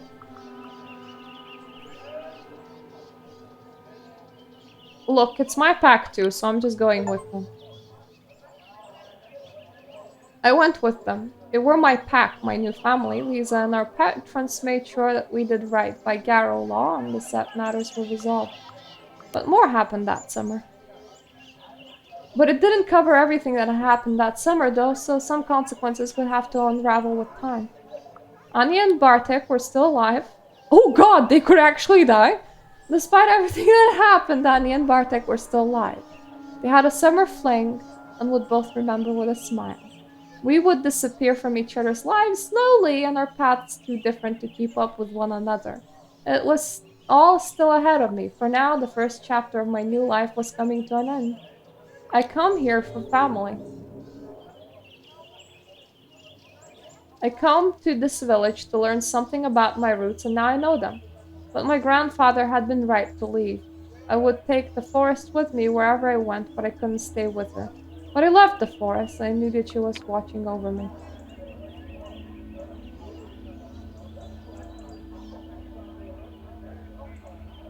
Ah, now it's the good time to stare at my character sheet, just in case I somehow forgot what I'm doing here. So I'm not of a significant rank. I belong to the children of Gaia, that believes in peace, and my pack is winter weasels. I have a lot of honor and wisdom, not a lot of glory. I am healthy. I learned everything that there is to know about my family. Anya and Bartek, humans, are still, like, loyal and friendly to me. Kim is sympathetic, Cornel and Lisa are friendly. Pat is neutral. The Forrest is sympathetic, Police is sympathetic, and Press is loyal. Late that night, I was sitting with my back against a tree older than this country I was born in, watching the stars. They moved. They were moving, dancing around me, and it was only after a moment that I realized that they were fireflies. How do you look at the sky and are confused between stars and fire? Do you need glasses? I watched the bugs glowing with the inner light, writing fleeting love poems on the dark vellum of the night. I stayed there till sunrise. I sat there till the sun came up and revealed the forest in the morning glory. I watched them blinking, trying to etch every detail in my memory. And I went to pack my bags. The end.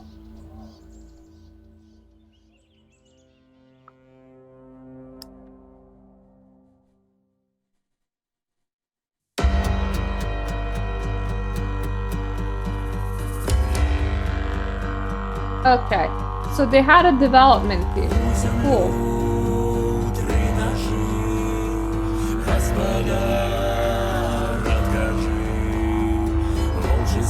didn't they use this music more often?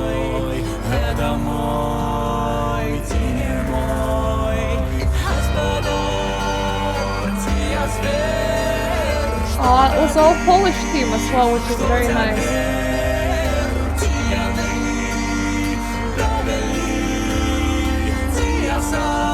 Are you saying that one of the more interesting visual novels for Vampire the Masquerade were designed by Polish people?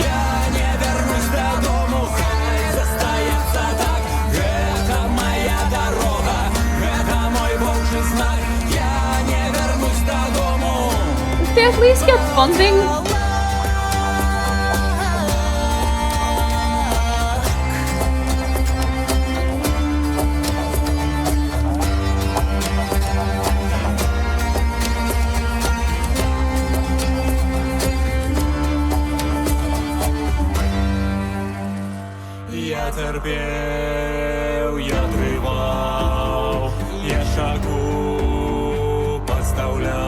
I want to let the music go, but also I'm not really interested about the publishers.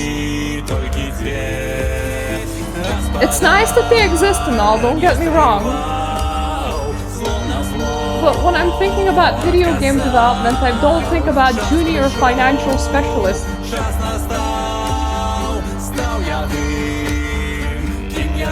Oh wow. Okay.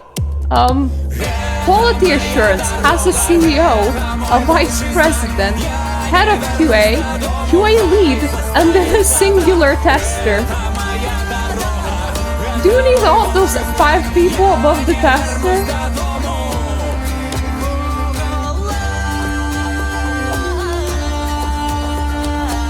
Oh, they made it with the Unity engine, the engine that nobody uses anymore because they changed their monetization model and literally everyone stopped it. There's even one visual novel that I'm following that I invested in on Kickstarter forever ago. And they're literally taking extra time to drop Unity.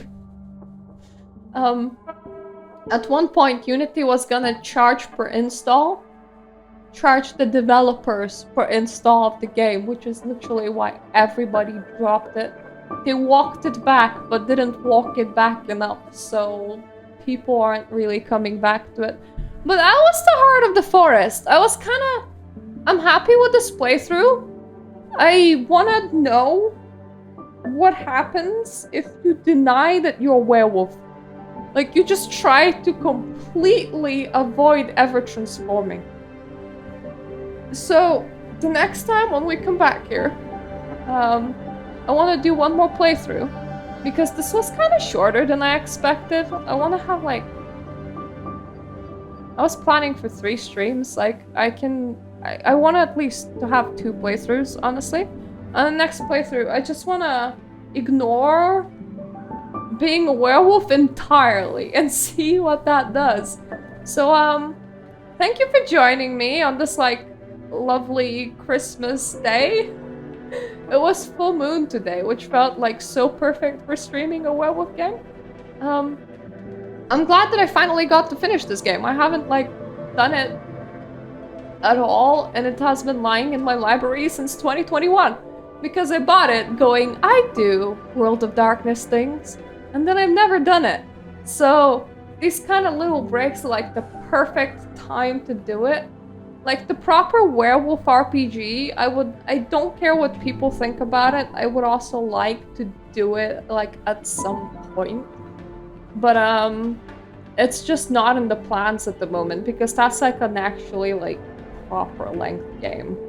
What is in the plans is Vampire the Masquerade Bloodlines last run with Salubri trying to just skirt my stats so that they're all averages. And then it's Morrowind, I think. I also have Baldur's Gate 3 on the back burner, but it feels a bit too young at the moment. It literally just released in August, September, and I played through it once properly, and it's a very long game. I want to let it marinate for a little while. So In the next stream, when we come back, we're gonna do this again. Okay? And this time, we're just gonna try to never become a werewolf at all. I don't know if that is an option. We're gonna see what happens then. I can't wait. Thank you for joining me, and see you the next time. Toodaloo.